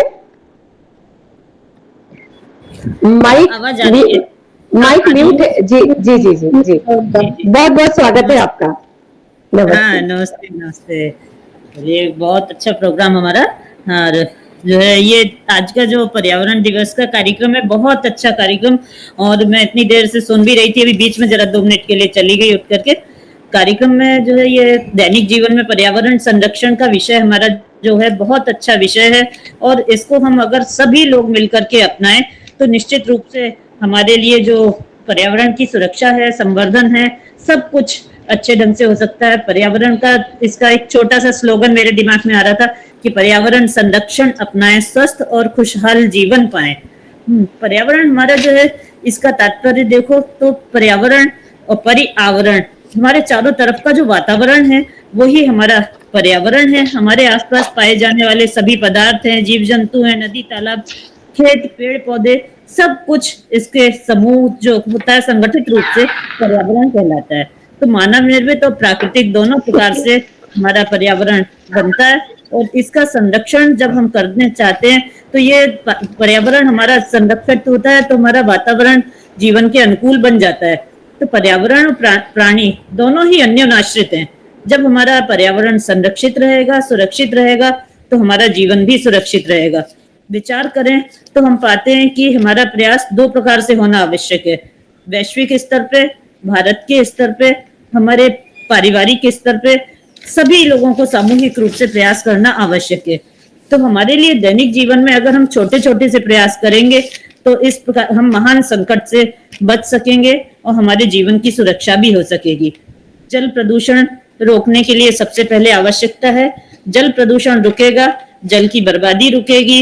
नल में तो छोटा छोटा सा उपाय करेंगे, जल को जो है घरों में नलों का पानी जो बहता है उसको रोकें, खुला ना छोड़ें नलों को। घरों का वेस्ट वाटर किचन गार्डन में यूज कर लें, गाड़ियां धोने में या पेड़ पौधों में पानी देने में पाइप का उपयोग न करें, बर्तन का उपयोग करें। तो इस तरह से छोटे छोटे से उपायों से हमारा जल बचेगा। कारखानों का जो गंदा पानी नदी तालाब कुओं में न डालें, जल स्रोतों में डालने से हमारे जल स्रोत गंदे हो जाते हैं, सब तमाम तरह की बीमारियां फैलती हैं। ट्रीटमेंट करा करके इस पानी का पुनः उपयोग कारखानों में ही करें। तो इस तरह से जलों का प्रदूषण भी रुकेगा और हमारा जीवन भी खुशहाल होगा। इसे गंदा करने के लिए कानूनी प्रावधान बने हुए हैं, लेकिन सजा के प्रावधान होने के बावजूद भी व्यावहारिक रूप से ये लागू नहीं हो पाते। कृषि के क्षेत्र में देखें तो प्राकृतिक खाद का उपयोग ज्यादा करें, कीटनाशकों व उर्वरकों का प्रयोग यथासंभव न करें, जिससे भूमि की उर्वरा शक्ति बढ़ेगी, हमारी फसल अच्छी होगी, जमीन में रहने वाले कीट बचेंगे जो पर्यावरण संरक्षण में सहयोगी होते हैं। इस तरह से खेती में फव्वारा और ड्रिप इरिगेशन को भी अपनाया जा सकता है। तो इस तरह से पेड़ पौधे अधिक लगाएंगे, जिससे शुद्ध ऑक्सीजन मिलेगी, कार्बन डाइऑक्साइड, कार्बन मोनोऑक्साइड गैसों का संतुलन बना रहेगा, जीव जंतु सुरक्षित रहेंगे। ये हमारे दूषित गैसों के प्रभाव से हमारी रक्षा होगी। तो इस तरह से हमारे लिए सब तरह से चारों तरफ से हमने देखा, इसमें हमारे सरकारी स्तर पे भी काफी प्रयास हुए हैं, लेकिन हमारे वनों की कटाई के कारण बहुत सारा हमारा नुकसान हुआ। पहाड़, पेड़ों की, पर्वतों की भी कटाई के कारण भी ये सब नुकसान हो रहा है हमारा। विलुप्त हो रही पशु पक्षियों की प्रजातियों को संरक्षित करने से इस महत्वपूर्ण कार्य में सहयोग मिलेगा। जैसे चील, कौवे हैं, ये मरे हुए जानवरों को खा लेते हैं, तो हमारा वातावरण जो प्रदूषित होता है, दुर्गंध फैलती है वातावरण में, उस सब की रक्षा होती है। कौवे के पेट में कहा जाता है पीपल के बीजों का अंकुरण होता है। तो इस तरह से कई तरह के जीव जंतु होते हैं जो हमारे पर्यावरण को संरक्षित करने में हमारा सहयोग करते हैं। धुआं छोड़ने वाले वाहनों का प्रयोग है, उनको हम कम से कम करें। जहां आज जो है देखते हैं तो धुआं छोड़ने वाले वाहनों के लिए, प्रदूषण को रोकने के लिए भी हमारा काफी प्रयास सरकारी स्तर पे भी होता है, लेकिन हम लोग खुद इसमें सहयोग नहीं करते, जिसके कारण से हमारा जो नुकसान होता है वो नुकसान इस कारण से भी होता है। दान घर से ही शुरू होता है। अगर हम खुद भी प्रयास करेंगे तो इन सब चीजों से हम बच सकेंगे। प्लास्टिक है, पॉलीथीन का उपयोग कड़ाई से बंद करना जरूरी है। सूती बैग का उपयोग ज्यादा से ज्यादा करें। पटाखे, डीजल, पेट्रोल का उपयोग आवश्यकता अनुसार ही करें, अधिक उपयोग न करें। जैसे हम उसमें शेयरिंग वाले व्हीकल्स का उपयोग कर सकते हैं। तो इस तरह से जीवन शैली में थोड़ा थोड़ा सा, छोटा छोटा सा बदलाव ला करके पब्लिक ट्रांसपोर्ट का उपयोग कर सकते हैं। हमारे पापा कहते थे जब हम लोग दतिया में आए तो पहले उस समय 2 वाहन हुआ करते थे, 2 बाइक होती थी या 2 कहीं जीप हो गई तो बहुत है। आज घर में हर व्यक्ति के पास में, शहर में गाड़ियां अपने अपने पास में है। तो जितना अधिक गाड़ियों का उपयोग होगा उतना ही धुआं भी बढ़ेगा, प्रदूषण भी बढ़ेगा। निश्चित रूप से सुविधा होगी, ये सब बातें सही हैं, लेकिन थोड़ा सा अगर हम पर्यावरण को संरक्षित करना चाहते हैं तो थोड़े छोटे छोटे से उपाय हमें करने होंगे। हमारी सरकार स्वच्छ भारत अभियान का संचालित करती है, तो उस स्वच्छ भारत अभियान में हम खुद भी सहयोग करेंगे तो जो है निश्चित रूप से हमारा पूरा भारत भी स्वच्छ होगा, हमारा पूरा वातावरण स्वच्छ होगा, तो हमारे खुद के लिए ही फायदेमंद होगा। वेस्ट मैनेजमेंट, रिसाइकलिंग के तरीके अपनाए जा सकते हैं। तो इस तरह से पब्लिक अवेयरनेस बहुत जरूरी है। पब्लिक अवेयरनेस होगी तो हम सब जो है निश्चित रूप से खुद सुरक्षित, संरक्षित रह सकेंगे। भारत ने बहुत सारे प्रयास किए। वैश्विक स्तर पर सबसे पहले स्टॉकहोम सम्मेलन में, स्वीडन में इसके लिए पर्यावरण संरक्षण के लिए प्रयास हुआ। तो उसी की स्मृति में ये 5 जून को हर साल विश्व पर्यावरण दिवस मनाया जाता है। भारत ने सन 1985 से पर्यावरण वन मंत्रालय का गठन किया, पर्यावरण संरक्षण अधिनियम भी पारित किया, राष्ट्रीय वन नीति बनाई। सब कुछ होते हुए भी जैव विविधता अधिनियम भी पारित किया, राष्ट्रीय जल नीति बनी, राष्ट्रीय पर्यावरण नीति बनी। तो इस तरह से नेशनल ग्रीन ट्रिब्यूनल बना, तमाम तरह के प्रयास शासकीय स्तर पे हुए, सरकारों के स्तर पे हुए, लेकिन हम जब तक खुद एक व्यक्ति जागृत नहीं होगा इस विषय में, तब तक सरकारी स्तर के प्रयास अकेले कुछ नहीं कर सकेंगे। तो इस तरह से हम सब मिलकर के आओ मिलकर कसम खाएं, प्रदूषण को दूर भगाएं और हम सभी पर्यावरण को संरक्षित, सुरक्षित, संवर्धित करने में सहयोग करें। यही हमारा आज के कार्यक्रम के विषय में कहना है। कार्यक्रम बहुत अच्छा, सभी लोगों का बहुत अच्छा विचार मैं अभी इतनी देर से सुन रही थी। इसी के साथ में मैं अपनी बात को यहीं समाप्त करती हूँ। धन्यवाद।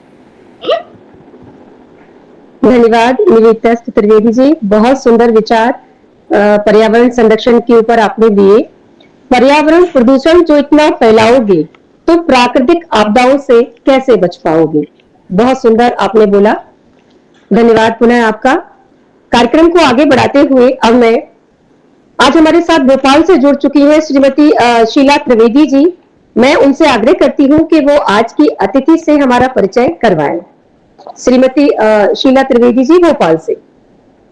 हाँ जी, पर्यावरण संरक्षण जैसे अत्यंत ही व्यवहारिक और अत्यंत ही सारगर्भित और वर्तमान जिस तरह की विसंगतिपूर्ण विषम परिस्थितियां हमारे समक्ष आज चुनौती के रूप में हैं, तो इस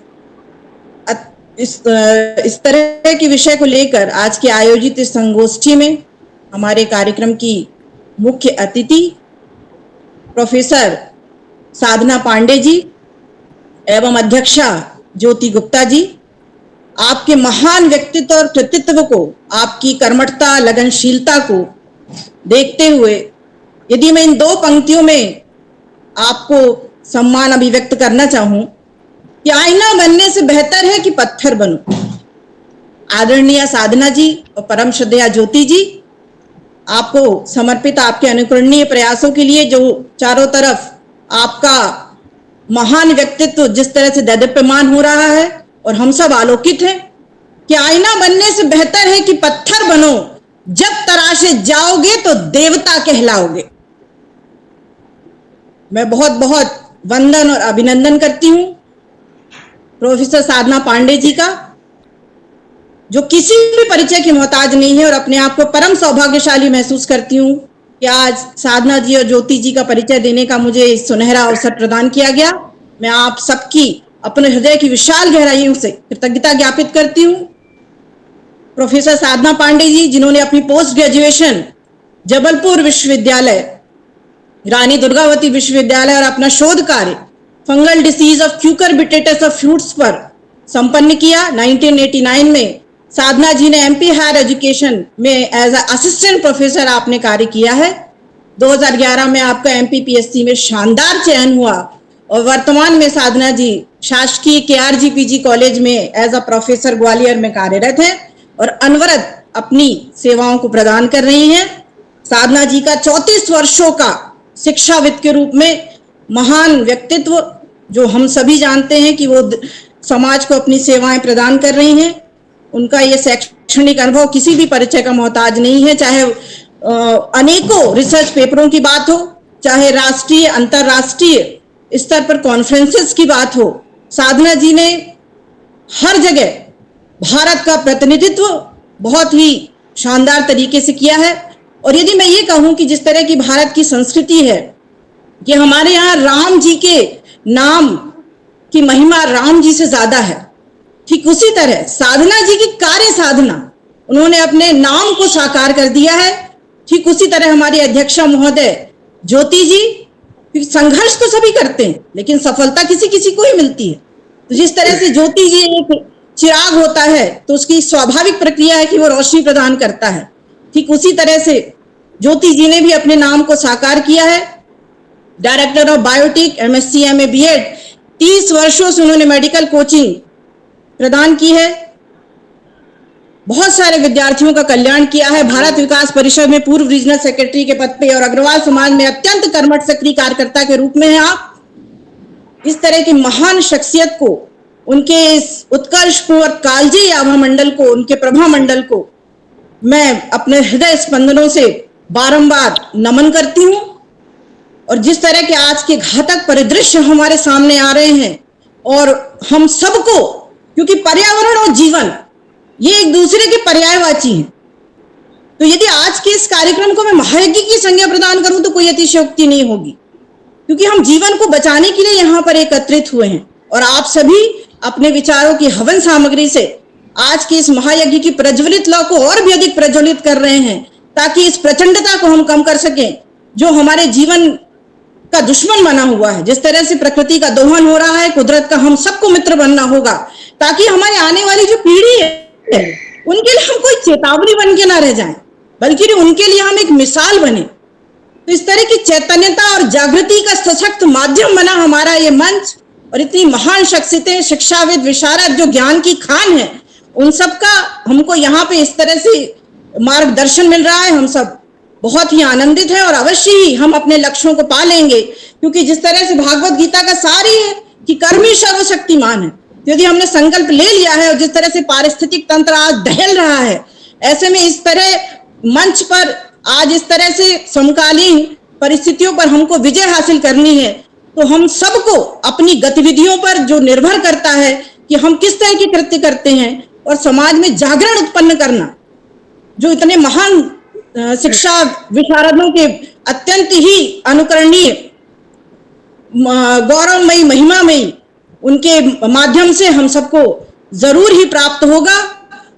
जिस तरह की वन कटाई, ग्लोबल वार्मिंग, प्राकृतिक संसाधनों की कमी, चक्रवात, असंतुलित बारिश जैसे अनेक विसंगतिपूर्ण परिस्थितियां हम सबको अत्यंत ही स्तब्ध कर रही हैं, तो आज का ये कार्यक्रम अवश्य ही इन सब का समाधान बन के सामने आएगा।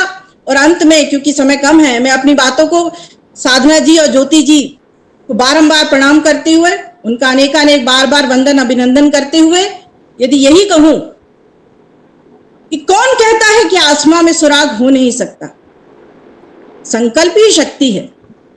कौन कहता है कि आसमां में सुराग हो नहीं सकता, जरा तबीयत से एक पत्थर तो उछालो यार। बहुत बहुत धन्यवाद, प्रणाम जी। बहुत बहुत धन्यवाद।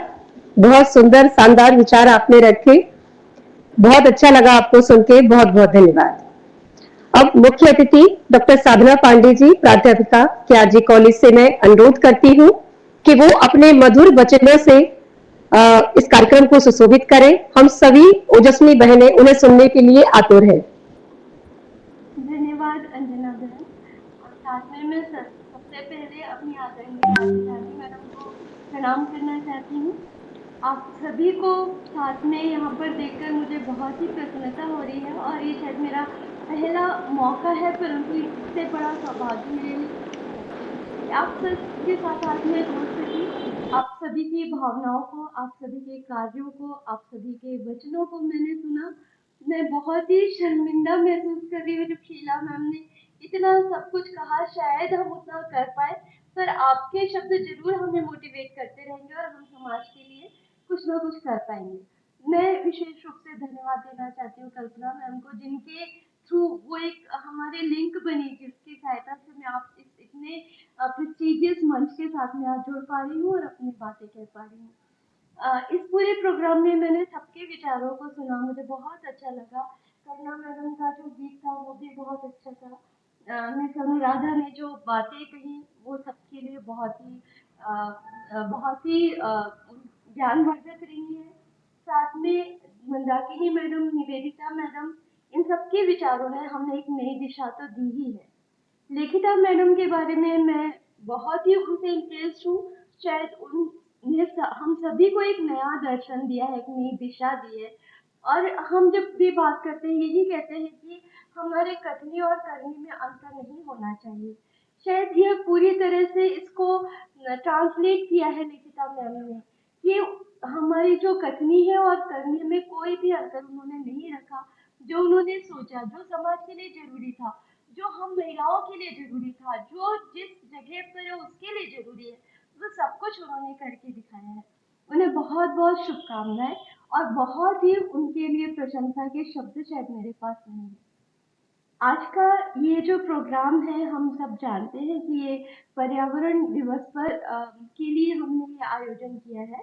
और पर्यावरण दिवस हर वर्ष 5 जून को मनाया जाता है। आज इसकी पूर्व संध्या पर हम अपने विचारों को शेयर कर रहे हैं। इस वर्ष का जो थीम रखा गया है पर्यावरण संरक्षण के बारे में, उसमें प्लास्टिक को मुख्य महत्व दिया गया है। प्लास्टिक का जो पोल्यूशन है इसके बारे में हम सभी को सोचने और इस पर कुछ करने के लिए एक मौका दिया गया है, एक अवसर है जहाँ पर हम प्लास्टिक के बारे में सोचें। प्लास्टिक को जिस तरीके से हम रिप्लेस कर सकते हैं, जिस तरीके से प्लास्टिक के दूसरे सब्स्टिट्यूट हम ढूंढ सकते हैं, इस बारे में निकिता मैडम ने तो बहुत कुछ कह ही दिया है।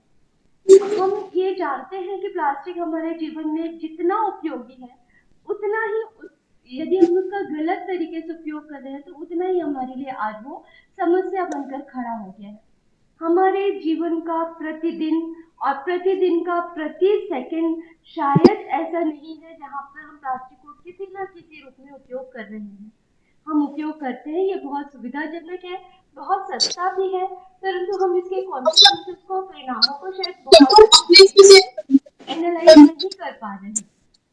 और उसी का परिणाम ये है कि हम अपने चारों तरफ जहाँ हमें अच्छे वृक्ष, अच्छा पर्यावरण देखना था, उसके स्थान पर हम प्लास्टिक का अंबार देख पाते हैं।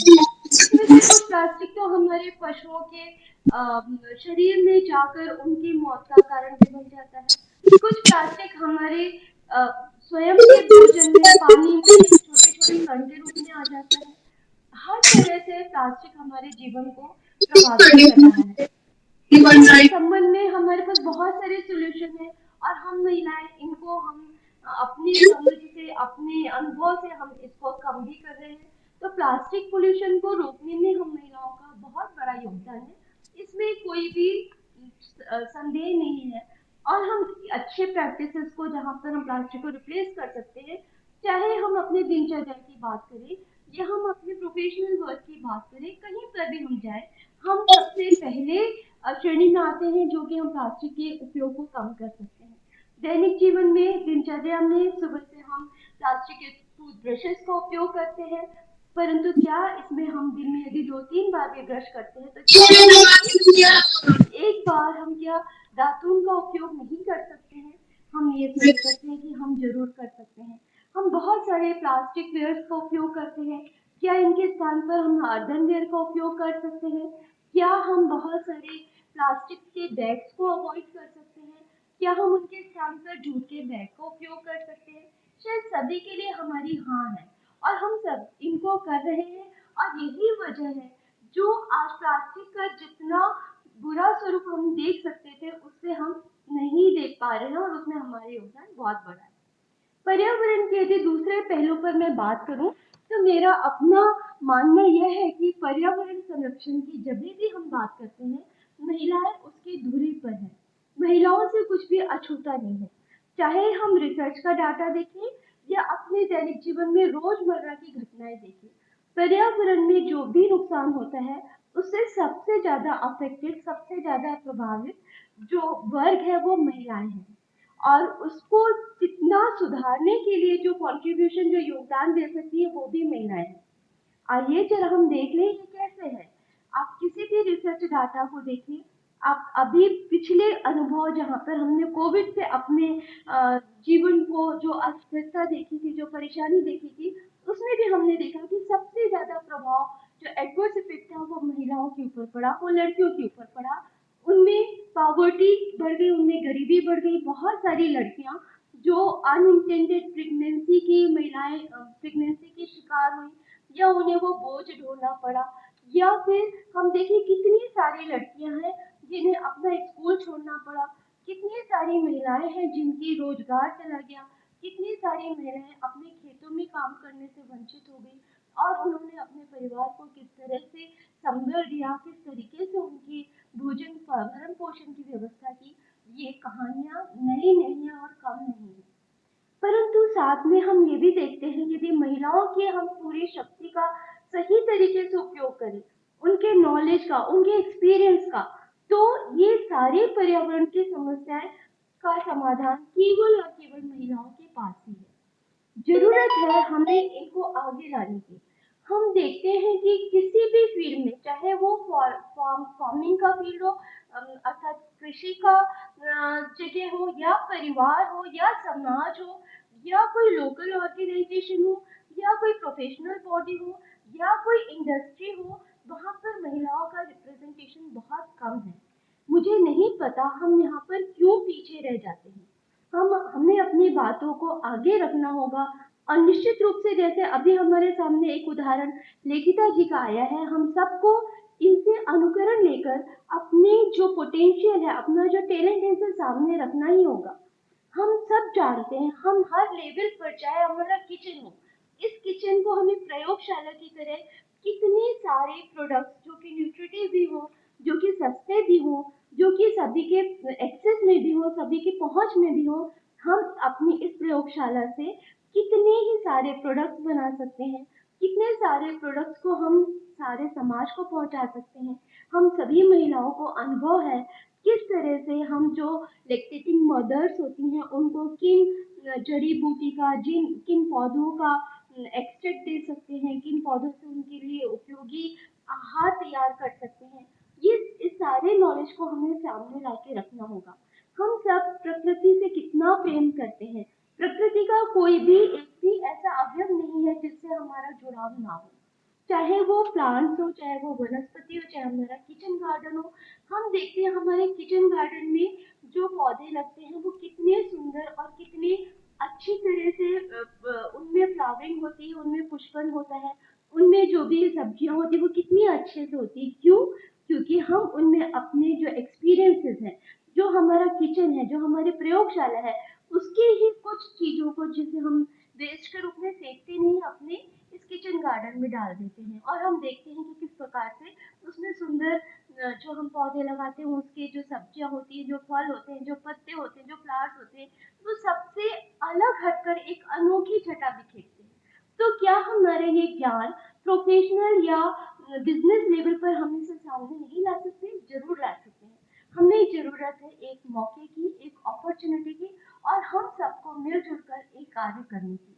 इसी तरह से मैं आजकल जो जो हमारा यूथ है, जो लड़कियां हैं, इन्हें भी एक नई दिशा के साथ में आगे बढ़ने के लिए एक प्रेरणा देना चाहती हूँ। उनसे भी ये कहना चाहती हूँ, आप अपने विश्वास को, अपने आत्मविश्वास को आगे रखकर काम कीजिए।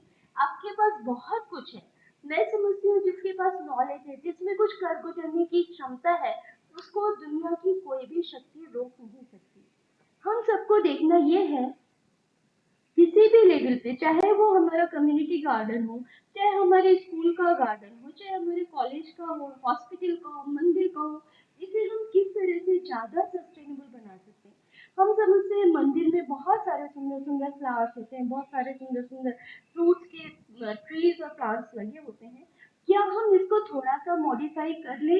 यदि हम देखें कि मंदिर के आसपास कितनी सारी महिलाएं, कितनी सारी लड़कियां जो अपने घर के आसपास से बेलपत्र लेकर आती हैं, जो बहुत सारे अन्य प्रकार के पुष्प लेकर आती हैं, तो क्या हम इस प्रकार का मैनेजमेंट कर सकते हैं कि उस मंदिर में ही जो फ्लावर्स लग रहे हैं उन्हीं को हम उन्हें दे दें, और उनसे बिना प्रॉफिट, बिना लॉस के आधार पर उनको भी रोजगार मिलेगा, उनका ट्रांसपोर्ट का खर्च भी बचेगा।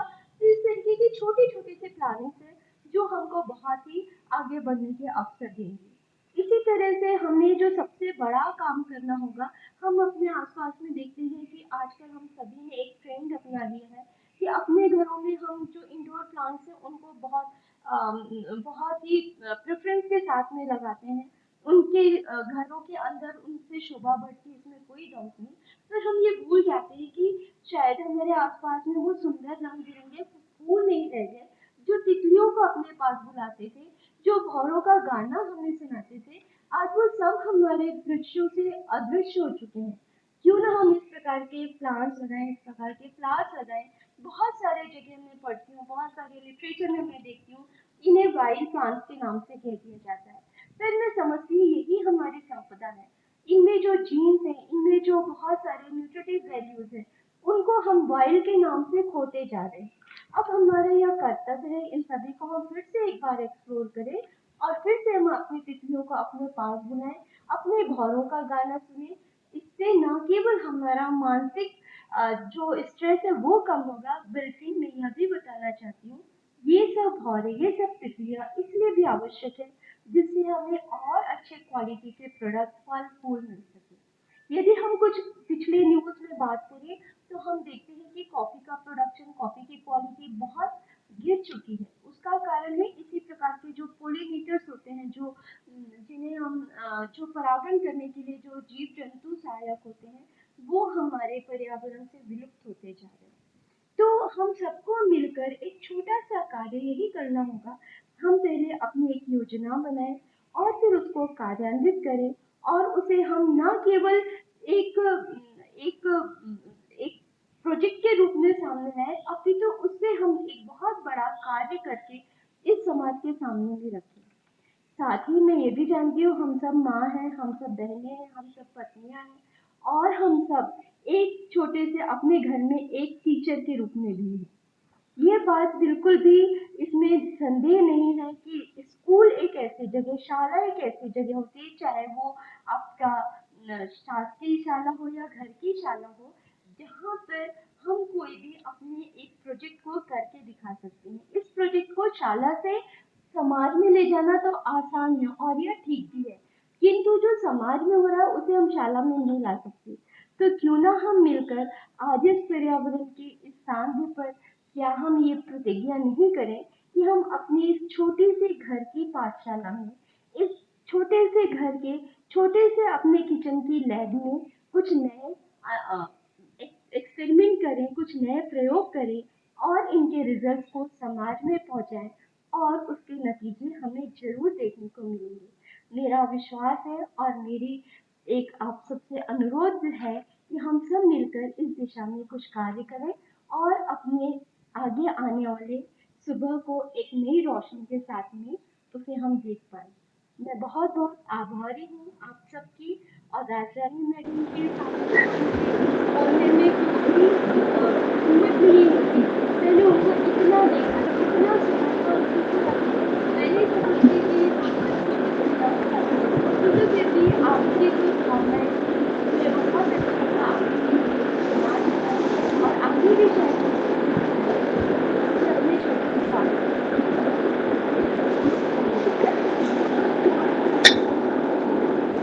बहुत बहुत धन्यवाद आदरणीय मुख्य अतिथि महोदया, आपने बहुत अच्छे विचार रखे। आपने बताया कि किस तरह किचन से ही हम, अपने घर से ही हम पर्यावरण को सुरक्षित रखने का कार्य प्रारंभ कर सकते हैं, और इंडोर जो पौधे प्लांट्स हम लगाने लगे हैं उसका क्रेज वास्तव में बहुत बढ़ गया है। मैं खुद गार्डन में इंडोर प्लांट्स बहुत ज्यादा लाने लगी हूँ, लेकिन आज मैंने प्रण कर लिया है कि मैं वो प्लांट्स ज्यादा लाऊंगी जिसमें फूल लगे हो। बहुत बहुत धन्यवाद। तारीफ खुशबू से होती है, इंसान कितना भी बड़ा हो। तारीफ खुशबू से होती है, इंसान कितना भी बड़ा हो, कद्र उसके गुणों से होती है। बहुत बहुत आभार आपका मुख्य अतिथि महोदया। आज के कार्यक्रम की अध्यक्षता कर रही हैं श्रीमती ज्योति गुप्ता जी। मैं उन्हें आमंत्रित करती हूं, जो डायरेक्टर है बायोटिक बायो क्लास ग्वालियर से, कि वो हमारे साथ अपने विचार पर्यावरण के ऊपर साझा करें। धन्यवाद अंजना जी। एक बहुत बहुत स्वागत। मेरी आवाज आ रही है क्लियर सबको? जी जी बिल्कुल क्लियर। सबसे पहले तो मैं कल्पना को धन्यवाद दूंगी, क्योंकि मैं ओजस्विनी से जुड़ी हुई हूँ। आप हर महीने बहुत ही अच्छा बुद्धिजीवी का एक कार्यक्रम करते हो, और हमेशा कल्पना के बड़े पर्सनल मैसेज मुझे मिलते भी है, और मन भी होता है जोड़ने का, लेकिन थोड़ी व्यस्तता की वजह से मैं नहीं जुड़ पाती हूँ। कल्पना ने मुझे आज एक ऐसी जिम्मेदारी दे दी, जो ना मैं जुड़ी हूँ बल्कि पूरे कार्यक्रम को मन लगाकर सुन रही हूँ, क्योंकि अध्यक्षता करने का मतलब है कि मैं सबके विचार सुनूं और फिर उसके बाद में मैं अपने विचार आप लोगों को कुछ दे सकूं। वैसे तो खैर सभी बहनों ने बहुत ही अच्छा बोला है, और मुझे ऐसा लग रहा है कि हम लोग केवल पर्यावरण दिवस को केवल एक दिवस ये ना बना दे कि बस अपने विचारों की प्रस्तुति करने का, बल्कि हम सभी लोग इस पर्यावरण दिवस को तब ही सार्थक मानेंगे जब हम इस क्षेत्र में कुछ कार्य करेंगे। तो जैसे कि मेरे पहले सपना गुप्ता जी ने बहुत ही अच्छा बोला, प्रीति ने जल प्रबंधन के लिए रियल में बिल्कुल सही बोला कि हम जल का प्रबंधन यदि करते हैं तो कहीं ना कहीं हम पर्यावरण को बचाने का कार्य करते हैं। निवेदिता जी ने रियल में जो बोला वो जीवन का एक क्योंकि कई बार ऐसा होता है कि अपने विचार तो रखते हैं लेकिन वो विचार बड़े भारी भरकम होते हैं और उनके ऊपर हम शायद उनको एक्टिवेट नहीं कर सकते अपनी लाइफ में। तो उन्होंने जो भी चीजें बोली वो इतनी अच्छी चीजें थी कि जिनको हम सब कर सकते हैं। तो बहुत ही सभी ने, अनुराधा जी ने बंजर भूमि का बिल्कुल सही बात है कि हम उसका यूज सोलर प्लांट में कर सकते हैं। लेखिता से तो मैं बहुत ही अच्छे से जुड़ी हुई हूँ और लेखिता के जो इतने सारे जो उसके बनाए हुए गोप्रति के आइटम है मैं इनको अक्सर खरीदती रहती हूँ और रियल में लेखिता इस क्षेत्र में जो कार्य कर रही है वो रियल में बहुत ही अनूठा है और मैंने इसको शुरू से देखा है कार्य करते हुए। शुरू में सभी लोगों को लगता था कि ये क्या गाय के गोबर से ये क्या बनाने का काम है, लेकिन आज उसको एक सम्मानजनक जो है पूरे समाज में उसको माना जाता है। और दीपावली के टाइम तो ये इतनी व्यस्त रहती है, इतने सारे आइटम इसके, ये बल्कि मैं तो शायद मुझे लगता है कि लेखिता सप्लाई भी नहीं कर पाती होगी, इतने इसके सारे के सारे आइटम्स की डिमांड होती है। शीला त्रिवेदी जी भोपाल से आपने तो बहुत ही शानदार परिचय दिया। ऐसा लगा कि जैसे हम लोगों को बोलना था तो आप लोगों ने हमारे अंदर एक पहले से हमारी बायोलॉजी की भाषा में एक शब्द का प्रयोग किया जाता है, साधना जी जानती है इस चीज को कि बायोलॉजी में जब भी कोई एनर्जी मिलती है तो हमें एटीपी से मिलती है। तो आपने बिल्कुल उस एटीपी की तरह काम कर दिया, इंजेक्शन लगा दिया एटीपी का, तो शायद जो हमारी एनर्जी थी वो और ज्यादा निकल करके आएगी। आज के हमारे कार्यक्रम की मुख्य अतिथि रियली इस सब्जेक्ट की बहुत ही बड़ी प्रख्यात ज्ञाता कहूंगी मैं इनको। आप ग्वालियर से हैं, ये मुझे बहुत अच्छा लगा क्योंकि आपसे कभी मुलाकात नहीं हुई और शायद कभी हम जल्दी ही मिलेंगे क्योंकि आपका विषय और मेरा विषय एक ही है। आपने भी शायद बॉटनी से एमएससी किया है और मैंने भी बॉटनी से एमएससी किया है और शायद हम लोग के एक साल के लगभग ही हम लोग का समय भी शायद ऐसा रहा होगा। कभी मिलूंगी तो मुझे आपसे मिलकर बहुत अच्छा लगेगा। करुणा जी का गीत रियल वृक्ष पर कोई भी ऐसे लिखना पूरा इतना बड़ा, तो आप सभी लोगों का, कुछ लोगों का शायद मैं नाम नहीं ले पाऊंगी क्योंकि समय चूंकि हम लोग के पास एक लिमिट है और मैं आप अपनी बात भी आप लोगों के समक्ष रखना चाहूंगी। ना कर तू मेरा, ना कर तू मेरा, तुम्हारा पर्यावरण है हमारा। ये मैंने अपने भारत में एक चीज देखी है, हम लोग अक्सर ये समझते हैं कि ये चीज हमारी है, हम इसको संरक्षित करेंगे और ये जनरल है, इसको संरक्षित करने की कोई आवश्यकता नहीं है। ऐसा सोचते हैं कि ये सारा काम सरकार का है, जबकि पृथ्वी हम सबकी है, इसको भी हमने मिलकर के संरक्षित नहीं किया तो ना हम रहेंगे ना हमारी ये पृथ्वी रहेगी। और इसके लिए हम ये ना सोचे कि अरे ये तो ऐसे ही है, मीडिया वाले छाप देते हैं, कुछ पर्यावरणविद होते हैं वो इस तरह से चीजें ला देते हैं, कहीं ऐसा होगा क्या कि पृथ्वी भी खत्म हो सकती है? बिल्कुल हो सकती है, क्योंकि आप इसका पहले का इतिहास समझे कि पृथ्वी पहले भी ऐसे नहीं थी, बिलियन ईयर्स पहले कुछ नहीं था। तो जब पहले कुछ नहीं था वो आगे तो जा भी तो सकती है ना। लेकिन दुख इस बात का होगा कि जाने का कारण हम सब होंगे और हमारे क्रियाकलाप होंगे जिनको हमने अनजाने में इस तरीके से किया है कि हम उस बात को नहीं सोच रहे। मैं अक्सर अपने मंच से कई बार जब मुझे बोलने का मौका मिलता है तो मैं एक चीज कहती हूँ, आप लोग ये बताइएगा कि आप अपने बच्चों के लिए घर खरीद रहे हैं, गाड़ियां खरीद रहे हैं, पर आप उनको एक अच्छा पर्यावरण तो नहीं दे रहे हैं ना। तो जब आप उनको पर्यावरण ही नहीं दे पाओगे तो उस बच्चा उस गाड़ी में कैसे घूमेगा और उस मकान में कैसे रहेगा। सबसे पहले बच्चे के जीवन को बचाने की कोशिश करो, बाद में जाकर के आप इन सारी चीजों के बारे में सोचिएगा। तो प्रकृति न सिर्फ हमें शारीरिक रूप से स्वस्थ रखने में हमारी मदद करती है बल्कि मानसिक रूप से भी हमें शांति प्रदान करती है।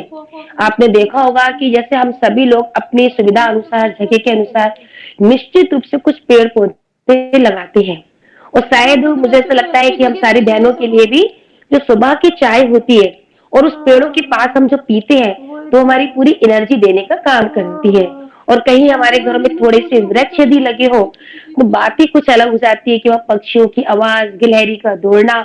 और मुझे तो ऐसा लगता है क्योंकि मैं सुबह सबसे पहले मुझे कुछ मिले या ना मिले, सुबह की चाय वो जब मैं पेड़ों के नीचे जब बैठकर पीती हूँ ना तो मुझे लगता है बस अब हो गया मेरा काम, अब पूरे दिन की एनर्जी मुझे मिल गई। पता नहीं वो एक एडिक्शन में उसको मानकर चलती हूँ, लेकिन ऐसा एडिक्शन तो सबको होना चाहिए। तो वो जो वृक्ष है वो हमें निश्चित रूप से मानसिक शांति देने का काम करते हैं। इसी प्रकार से यदि हम और बात करते हैं पर्यावरण संरक्षण की, तो मानव जीवन के अस्तित्व को बचाने के लिए अब ये रियल में अत्यंत आवश्यक हो गया है। और पर मुझे कहीं ना कहीं ये लगता है कि जब भी पर्यावरण को बचाने की बात आती है तो हम पेड़ पौधों तक ही सीमित रहते हैं। जबकि मैं आपको बताऊं, क्योंकि ये मेरा विषय भी है, हम बच्चों को पढ़ाते हैं, तो हमारे ये विषय भी आता है बच्चों को समझाते समय। और मैं बच्चों को जब मैं पढ़ाती हूँ तो उनसे शपथ भी दिलवाती हूँ, बच्चों से कई सारी शपथ मैं अपनी क्लास में बच्चों को दिलवाती हूँ, जिससे कि उनके अंदर एक अवेयरनेस भी आए। ये एक इतनी विस्तृत प्रक्रिया है कि इसमें सभी का सहयोग लगेगा। और मुझे कहीं ना कहीं ऐसा लगता है कि इसके अंदर महिलाओं का सबसे विशेष योगदान है, क्योंकि हम गृहिणी जो है ना, हम कुछ भी कर सकते हैं। तो सबसे ज्यादा अच्छी बात है कि हम सारी महिलाएं जब आज हम जुड़ी हुई है और आज हम कुछ ना कुछ ऐसा सोच के जाए कि नहीं, हम छोटी छोटी चीजें करेंगे। मैं बहुत बड़ी बड़ी चीजें आपको नहीं बताने वाली। मैं ये नहीं कहने वाली कि आपको जमीन कोई मिले तो आप वृक्ष लगाइएगा, बिल्कुल नहीं। मैं वो छोटे छोटे बिंदु बताने वाली हूँ कि जो हम सारी बहनें कर सकते हैं। और मैं खुद करती हूँ, क्योंकि मैं जब कुछ करती हूँ तभी मुझे लगता है कि मुझे कहना चाहिए। तो वो सारी चीजें हम लोग कर सकते हैं। तो आज की हमारी परिचर्चा कितनी सार्थक है, ये तो हम तभी डिसाइड कर पाएंगे जब हम इसमें अपने जीवन को उतार पाएंगे। तो मैं आज आपके सामने ऐसे कई सारे पॉइंट्स रखना चाहती हूँ। तो सबसे पहले तो आप लोग को ये मालूम होना चाहिए कि पर्यावरण जो है किन किन चीजों से प्रभावित हो रहा है। मतलब जब तक हमको यही नहीं पता होगा कि पर्यावरण प्रभावित किससे हो रहा है तो हम बचाएंगे कैसे उसको। तो सबसे पहली बात तो यही है, जैसे आप लोगों में से कुछ लोगों ने बोला भी था कि ग्लोबल वार्मिंग है, लेकिन आपको शायद ये पता हो, क्योंकि आप सभी बुद्धिजीवी हो, छोटी छोटी बातें सभी को पता ही रहती है कि जो वर्तमान समय में हम देख रहे हैं कि मौसम बदल रहा है।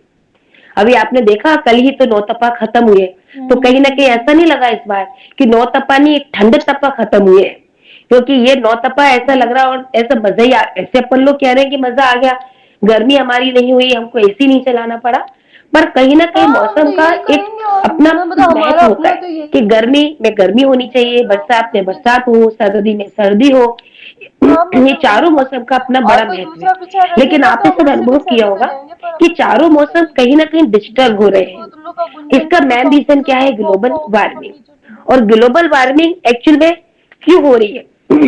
इसका रीजन यदि हम लोग मुख्य रूप से देखें, आप लोग सभी लोगों ने बहुत सारा बोला इस चीज के बारे में, कहीं ना कहीं पेड़ों की कटने से हो रही है। लेकिन मैं पेड़ों की कटने की बात नहीं कर रही हूँ, कि वो तो आप सभी जानते ही हो, उसे मैं क्या आपको बताऊंगी। मैं एक दूसरी बात कर रही हूँ जो हम लोग कर सकते हैं। सबसे ज्यादा ग्लोबल वार्मिंग होती है मीथेन गैस के निकलने से। अब क्योंकि हम लोगों में से बहुत सारे ऐसे भी होते हैं कि जो ये नहीं जानते कि मीथेन गैस कैसे निकलती है। मीथेन गैस के मल्टीपल रीजन है। कुछ हमारे दलदल भी होते हैं, कुछ हमारा जो गोबर होता है जिसको हम लोग बाहर ऐसी फेंक देते हैं। आपने देखा होगा कि गोबर में विशेष प्रकार की दुर्गंध कहूँ या सुगंध कहूँ, जो भी स्मेल आती है, वो एक्चुअली मीथेन की गैस होती है। पर उसको भी हम कुछ नहीं कर सकते, ना दलदल को खत्म कर सकते, ना हम ऐसे गोबर थोड़ा बहुत हम जो डाल रहे हैं हम उसको भी बहुत नहीं रोक सकते। पर एक चीज शायद आपको पता है, मुझे नहीं मालूम, हम जो खाना वेस्ट करते हैं इससे बहुत ज्यादा मीथेन गैस निकलती है। और ये खाना वर्तमान में हम जिस तरीके से खा रहे हैं उससे सबसे ज्यादा वेस्ट हो रहा है। आपको मालूम है, आज से हम लोग यदि 20-25 साल पहले की बात करते हैं, हम किसी भी कार्यक्रम में शादी में जाते थे, हमको बकायदा बिठाल करके खाना खिलाया जाता था पत्तल पर। और शायद आपको याद हो कि उस पत्तल को बाद में यदि हम झूठन भी छोड़ते थे तो बकायदा उस पत्तल को सही तरीके से बाहर डाला जाता था और वहां पर एक विशेष जाति के लोग वो खाने को इकट्ठा करके कहीं ना कहीं अपने पूरे परिवार को, पूरे मोहल्ले को खिलाते थे। और कुछ ऐसा खाना होता था जिसको वो गाय भैंस को डालते थे, मतलब वो खाना कहीं पर भी वेस्ट नहीं होता था। लेकिन आजकल बुफे सिस्टम में आपने सबने देखा है कि हम एक स्टॉल से शुरू करते हैं और ऐसा लगता है कि इस स्टॉल भागने वाले हैं और हम अपनी पूरी प्लेट, मुझे तो कई बार हंसी आती है कि चावल के ऊपर रोटी आ गई, वो चाहे रोटी खाने लायक ना रहे, क्योंकि आप समझ सकते हो गीली हो जाती है। लेकिन जबकि बुफे इतना अच्छा सिस्टम था कि आज जो आपको पसंद है आप उतना प्लेट में लो, वापस वहां पर जाकर खाओ। पर अक्सर आपने देखा होगा कि बुफे भी लोग बिल्कुल तरीके से नहीं खाते, बाकी खाना छोड़ करके पूरा ऐसे बास्केट में डाल देते हैं और वो खाना किसी के मतलब का नहीं रहता। और फिर उस खाने को हम बाहर ऐसे कहीं फेंक देते हैं। और उससे जो गैस निकल रही है, वो सबसे ज्यादा एक बहुत अच्छी रिपोर्ट आई थी, मैंने उस पूरी रिपोर्ट को पढ़ा था और तब मुझे मालूम पड़ा, मुझे बड़ा आश्चर्य भी हुआ कि ये वाली चीज ग्लोबल वार्मिंग कर रही है। और रियल में ये तो हमारे भारत में इतनी करोड़ की जनता है और डेली हमारे घरों से खाना बहुत अधिक मात्रा में फेंका जाता है। तो अब इसके लिए क्या करें? तो हम लोग कुछ ऐसा कर सकते हैं, जैसे कि हम अपने घर गली के अंदर कोई एक ऐसा कोई तत्सल जो आता है एक सीमेंट का छोटा छोटा, वो हम रख लें और हम अपने जैसे कहते हैं ना गीला सूखा और सूखा कुछ कचरा, तो मैं बल्कि ये कहती हूँ कि गीला कचरा भी यदि हम उसको स्वीपर को देंगे तो वो भी कोई बहुत ज्यादा ऐसे नहीं कई बार यूज होता है। बेहतर होगा कि हम सब्जियों का फलों का सारा एक इकट्ठा कर ले कहीं और उसको उसमें डालेंगे, तो जो हर मोहल्ले में गाय को रहती है उसको हम अवॉइड नहीं कर सकते, तो वो गाय कम से कम उनको खा सकती है, क्योंकि गाय अक्सर हम लोग प्लास्टिक में बांध करके जो फेंकते हैं उनको खाने की कोशिश करती है क्योंकि भूखी होती है। मैं कई सारे मॉर्निंग वॉक जाती हूँ तो मैं बहुत सारी गायों के मुंह से प्लास्टिक की पन्नियां खींचती हूँ, मुझे डर भी लगता है लेकिन पता नहीं क्यों देखकर मेरा मन ही नहीं मानता और मैं उस गाय को उस प्लास्टिक की पन्नी खाने भी नहीं देती हूँ। लेकिन यदि हम लोग प्लास्टिक की पन्नी में ना फेंके, यदि हम ऐसा कुछ कर ले, बल्कि हम 4-5 घरों को मिलाकर एक जना करेगा तो 4-5 घरों के लोग, मैंने अपने यहाँ लक्ष्मी कॉलोनी में किया हुआ है और 4-5 घरों ने अब बिल्कुल इस चीज को, मेरी बात को माना और सारे लोग फलों का और सब्जियों का और जो वेस्ट खाना होता है उसमें डालने लगे हैं और गाय जो है अब उसको खाने लगी है। तो एक बहुत आत्मिक शांति मिलती है कि कम से कम हमने ग्लोबल वार्मिंग को भी बचाया और उस एनिमल को कुछ खाना मिल गया, जो बेचारा गंदा खाना गाय खाती है क्योंकि भूखा उसको छोड़ देते हैं। इसी प्रकार से पेड़ पौधों को बचाना, देखिए पेड़ पौधों को बचाने का ज्यादातर क्या रीजन है कि पेड़ पौधे कट क्यों रहे हैं? एक्चुअली में इसका रीजन है कि शहरीकरण। अब मैं शहरीकरण को रोक तो नहीं सकती हूँ क्योंकि हम अपने विकास को तो नहीं रोक सकते, लेकिन फिर भी कहीं ना कहीं एक लाइन बहुत अच्छी सुनने में आती है कि needy change into the greedy. ये बिल्कुल सच है। आज हम लोगों में से कितने लोग ऐसे हैं जिनके पास एक घर के साथ में 2-2, 3-3 घर है और बल्कि हम लोगों ने इसको स्टेटस सिंबल समझ लिया है और हम लोग बड़ा उसको उससे कहते हैं, अरे देखा मेरा उस मल्टी के अंदर एक फ्लैट है, उस मल्टी के अंदर एक फ्लैट है। तो एक बात बताइए, आप रहते कहाँ हो? एक घर में। मरोगे कहाँ? एक घर में। फिर आपने इतने सारे घर खरीद के, कहीं ना कहीं जो बिल्डर होते हैं उनको आपने मोटिवेट किया और कहीं ना कहीं बिल्डर की यदि हम एक्स्ट्रा ही जगह ना खरीदे तो बिल्डर अपने आप उसी हिसाब से ही बिल्डिंग्स बनाएंगे। तो हम पैसा इन्वेस्ट करने के लिए हम लोग इस तरीके से ये जो काम करते हैं ये कहीं ना कहीं अर्बनाइजेशन के लिए बहुत ज्यादा है। तो जो चीज हो रही है हम उसे रोक नहीं सकते पर हम उसे कंट्रोल में कर सकते हैं। तो शायद ये यदि हम करें तो शायद जो है हो सकता है कि हम करें, लेकिन मुझे मालूम है कि ये सारी चीजें कई बार हम सोचते तो हैं पर नहीं हो पाती हैं, पर फिर भी हम ये दिशा में सोचे तो शायद है। तीसरा मेरा पॉइंट है कि पानी को बचाना। देखिए पानी को बचाना ये तो नहीं कर सकते हम कि पानी को हम कोई कम पिएंगे या कम नहाएंगे, जो बेसिक नीड है वो तो है। आप लोगों में से अक्सर कहा है अभी भी कि हम गाड़ियों को धोते हैं, पेड़ों को जिस तरीके से लेजम से पानी देते हैं वो भी, अब मैं उस पॉइंट को भी बात नहीं करूंगी, मैं दूसरे ऐसे पॉइंट करूंगी जो शायद आप लोगों को ज्यादा क्लिक करेंगे। सबसे पहला मेरा बहुत ही दुख की बात होती है आरओ, क्योंकि जितना आरओ से हम पानी पी रहे हैं उतना ही पानी आरओ से वेस्ट होता है और नॉर्मली हर घर के अंदर आरओ का पाइप हम सिंक में छोड़ देते हैं, वो पूरा पानी लगातार उससे फैलता रहता है। लेकिन छोटी सी मेहनत होती है उसमें, यदि हम एक बाल्टी उसमें लगा लें तो दिन भर में 2 बाल्टी या 3 बाल्टी पानी जो निकलेगा उस पानी को हम लोग कैसे भी यूज कर सकते हैं। ये फालतू की बात है, कई सारे लोग ऐसा कहते हैं कि वो पानी जो होता है वो हार्ड वाटर। एक बात बताइए, सिंपल नल का पानी भी तो हम यूज ही कर रहे हैं ना, ठीक है थोड़े से मिनरल्स होते हैं उसके अंदर, थोड़ा सा हार्ड वाटर होता है, लेकिन आप डिश वॉश के रूप में और किसी चीज के रूप में इसको, पेड़ों के लिए तो खैर है ही वो गजब वाटर है, हम लोग उसको यूज कर सकते हैं। इसी प्रकार से हम लोग अपने घरों के अंदर हम लोग कभी कभी बहुत सारा ऐसे सब्जी को धोते हैं, चावल है, दाल को जब धोते हैं, आज के जमाने में बहुत केमिकल्स होते हैं तो हमको बहुत बार उनको वॉश करना पड़ता है। तो मैं कई बार जब मैं खुद किचन में काम करती हूँ तो मैं अक्सर ये ध्यान देती हूँ कि जितना पानी में धोती हूँ सारा का सारा बकेट में भरती हूँ और फिर मैं थोड़ी सी मेहनत तो सब होती है फिर सारे प्लांट्स को देती हूँ। तो कहने का मतलब ये है कि हम ऐसे गाड़ियां ना धोएं ज्यादा, थोड़ा सा पानी बचाएं। आप ये सोचो कि इन सारी चीजों को करके यदि आप 8 से 10 बाल्टी एक घर के अंदर बच रहा है और यदि आप कैलकुलेट करोगे कि हम पूरे शहर के अंदर इतने सारे घर है तो आप खुद सोचिएगा कि हम कितना सारा पानी हम पर डे बचा सकते हैं, और उसी पर डे को हम कन्वर्ट करें तो हम मंथली और ईयर में कन्वर्ट कर सकते हैं। तो ये लेकिन छोटी छोटी चीजें हैं, पर लेकिन हम लोग इसको कर सकते हैं। इसी प्रकार से और भी कई सारी छोटी छोटी चीजें हैं जिनको कि हम लोग कर सकते हैं। मैं अक्सर अपनी क्लास में बच्चों से कहती हूँ कि पेड़ लगाने के लिए जगह नहीं चाहिए। हम सबके घर में कोई ना कोई डिब्बे खाली निकलते हैं, सड़क पर मिट्टी होती है, बेटा भर ले और भर करके कहीं से भी एक पेड़ लगा दी, वो तेरे को फूल फल ना देगा तो कम से कम ऑक्सीजन तो देगा। तो कहीं पर भी कुछ भी कोई भी, बल्कि मैं तो कहती हूँ घर के अंदर जो पहले के जमाने में बहुत किया जाता था, शायद अब उतना लोग नहीं करते। कुछ नहीं तो बोतल लीजिए, भैया बोतल में पानी भरेगा, एक मनी प्लांट ही लगा दीजिए, और हम लिविंग रूम में भी 2 4 5 ऐसे मनी प्लांट लगा देना, तो आपको कुछ नहीं तो देखने में बहुत अच्छा लगेगा। मेरी बहू इतने सारे मनी प्लांट्स की बोतल हमारे पूरे घर में लगी मिलेंगी, बेडरूम से लेके वॉशरूम तक उसमें डिजाइनदार लगा रखी है, और जो देखकर ही इतना अच्छा फील कराती है। तो ये भी हम कर सकते हैं। ऐसे आप क्या जैसे बता रही थी साधना जी कि पेड़ों को लगाने का, तो मुझे एक संत की बात याद आती है। अक्सर ईशा करके एक संत बेंगलुरु में रहते हैं, वो अक्सर टीवी पे कभी आते थे, एक लाइन कहते थे कि अनाज नहीं फल खाओ, अनाज नहीं फल खाओ। कई बार लोगों को लगता था कि अनाज नहीं फल खाओ, लेकिन इसके पीछे इनकी बहुत बड़ी सोच है, क्योंकि अनाज भी बहुत बड़ा ग्लोबल वार्मिंग करता है, क्योंकि कार्बन डाइऑक्साइड बहुत ज्यादा निकालता है। तो अनाज का जो खेती होती है उसमें ये 4 महीने की खेती होती है, 2 महीने खेत ऐसे ही पड़ा रहता है, तो उससे गैसेस का जो वो होता है एक्सचेंज, वो उतना प्रॉपर नहीं होता। लेकिन यदि हम लोग फल खाएंगे तो फल ज्यादातर वृक्ष में लगते हैं, और एक बार आपने एक वृक्ष यदि लगा दिया तो वो आपका परमानेंट कई सालों तक परमानेंट आपको ऑक्सीजन भी ज्यादा देगा और आपकी CO2 भी ज्यादा लेगा।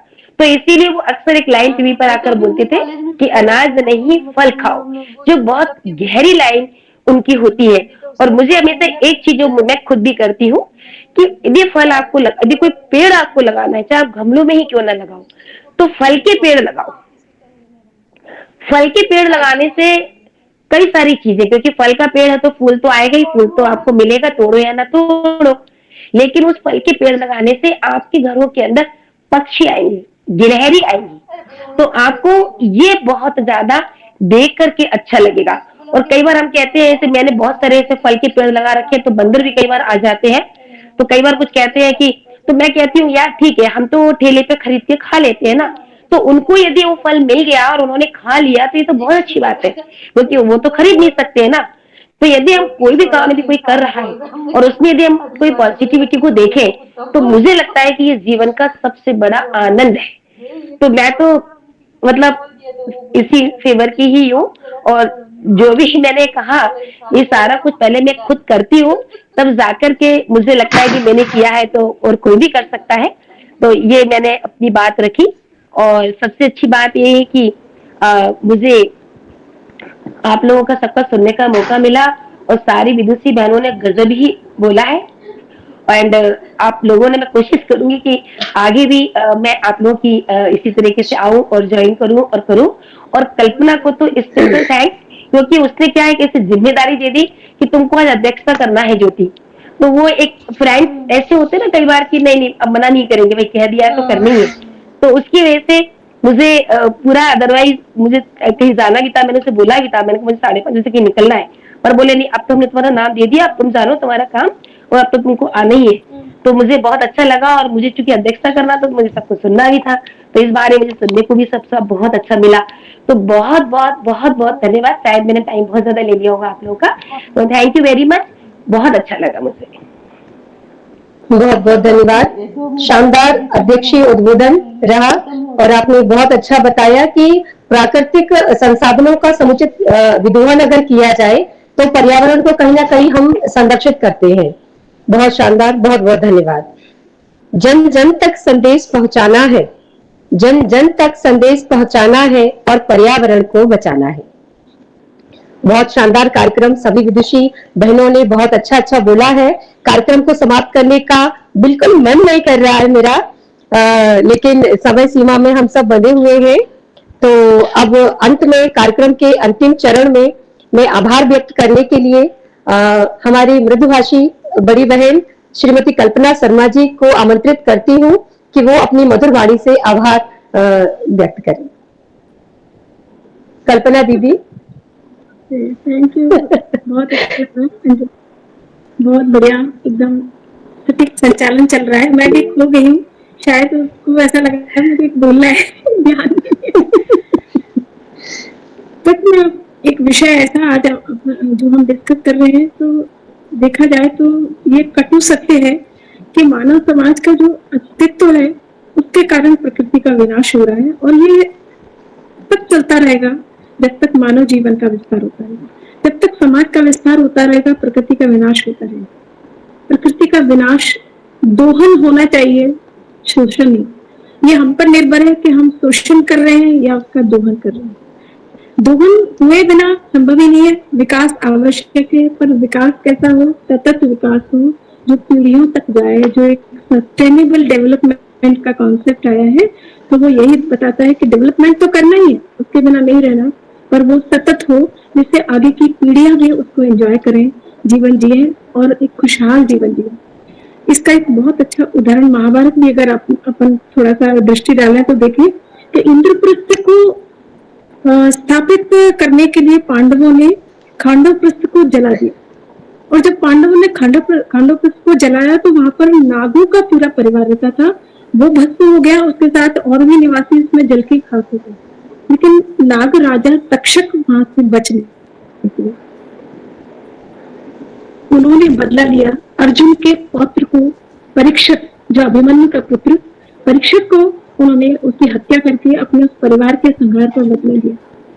मेरा सिर्फ इतना भर कहना है कि प्रकृति का जो विनाश हो रहा है, इस विनाश का बदला प्रकृति भी कहीं ऐसे ना हो। इस मानव के विकास में हम जो विनाश कर रहे हैं उसका बदला प्रकृति कैसे किस रूप में लेगी, उसके लिए शायद हम मन से सतर्क रहे।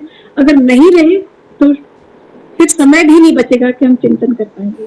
बहुत अच्छी, बहुत सार्थक और बहुत सोचने वाली परिचर्चा, और कहें तो आज सब मन में संकल्पित हम हैं, हम जितनी भी बहनें जुड़ी है हम सब पर्यावरण को सहेजती हैं। कोई दो राय नहीं कि कोई एक भी पर्यावरण को नहीं सहेजती है, लेकिन फिर भी पर्यावरण पर आज इसी विषय पर जब हम चर्चा करते हैं, कुछ तो भी ऐसे अधूरी चीजें, कुछ तो भी ऐसी चीजें जो कभी कभी एकदम से दिमाग में नहीं आती, पर बातचीत से बहुत सारी चीजें निकलती है, तो तब ध्यान में आता है कि हाँ ये काम बहुत अच्छा है, मैं भी कर सकती हूँ।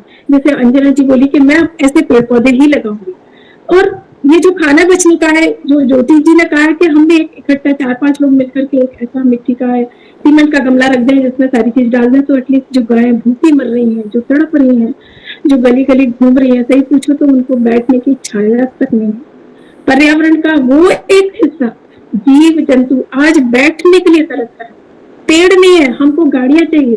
पर जब आप सोचिए किसी कार्यक्रम में जाना है, गाड़ी खड़े करने के लिए मई जून के महीने में हम पेड़ ढूंढते हैं, एक छाया मिल जाए अपनी गाड़ी खड़ी कर दे, नहीं तो गाड़ी तप रही। तो हर जगह ढूंढते पेड़ ही है, काटते भी पेड़ों को ही। इतना भयंकर परिणाम हमारी अपनी दिनचर्या कहाँ कैसी हो गई।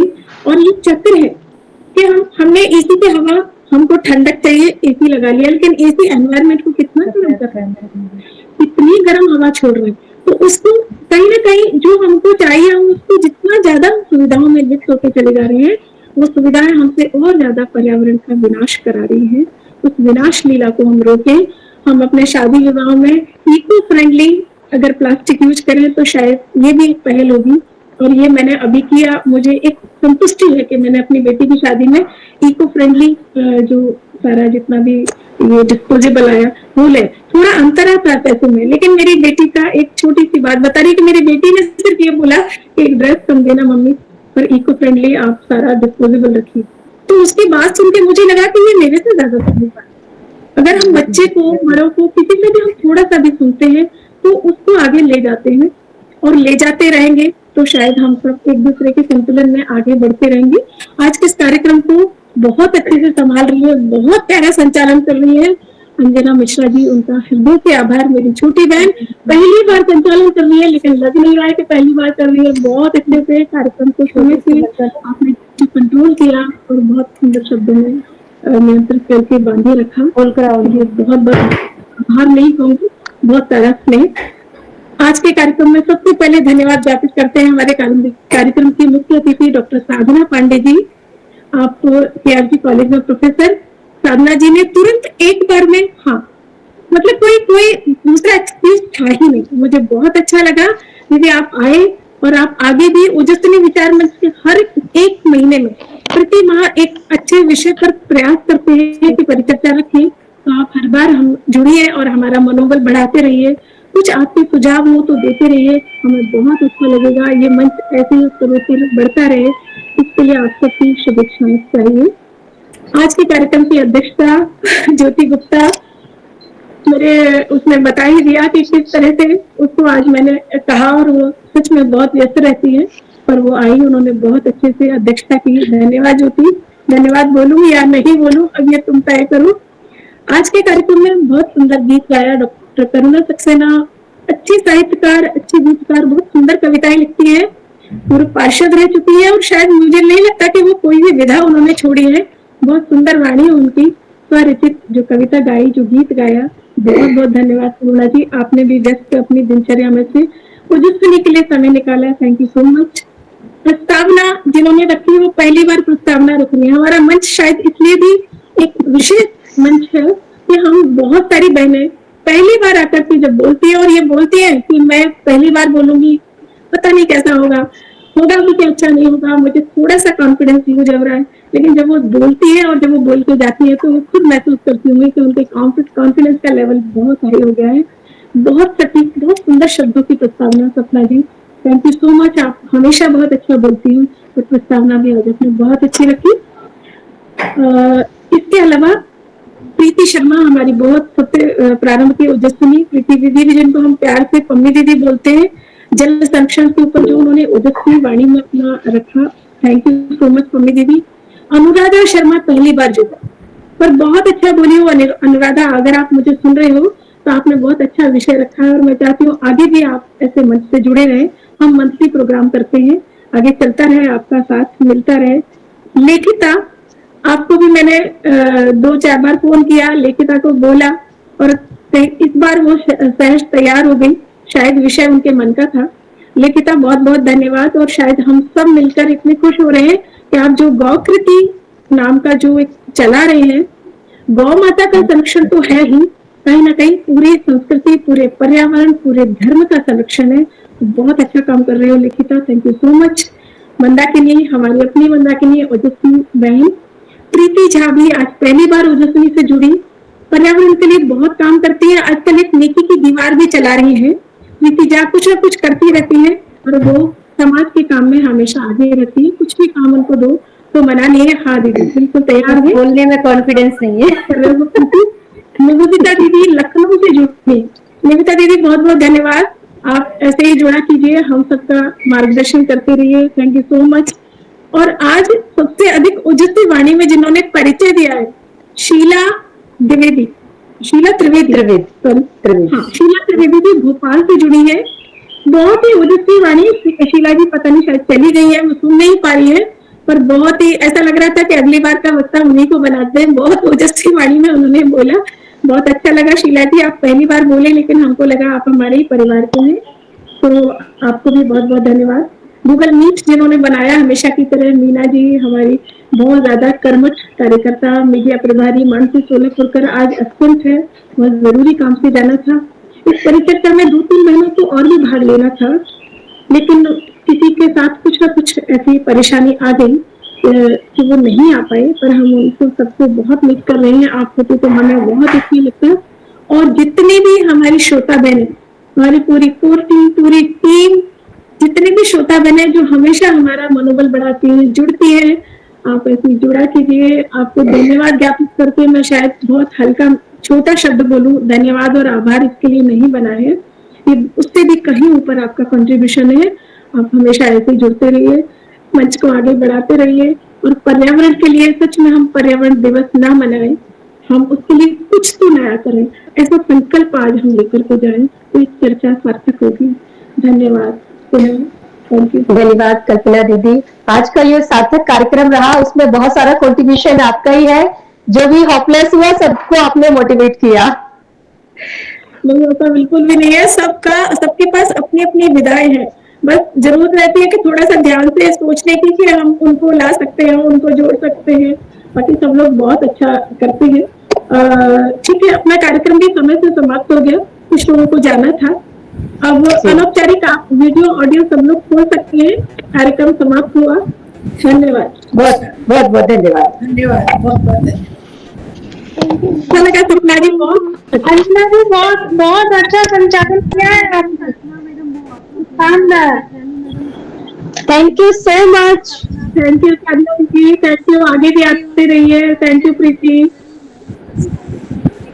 कल्पना दीदी, राजरानी दीदी उनके बिना तो हम सोच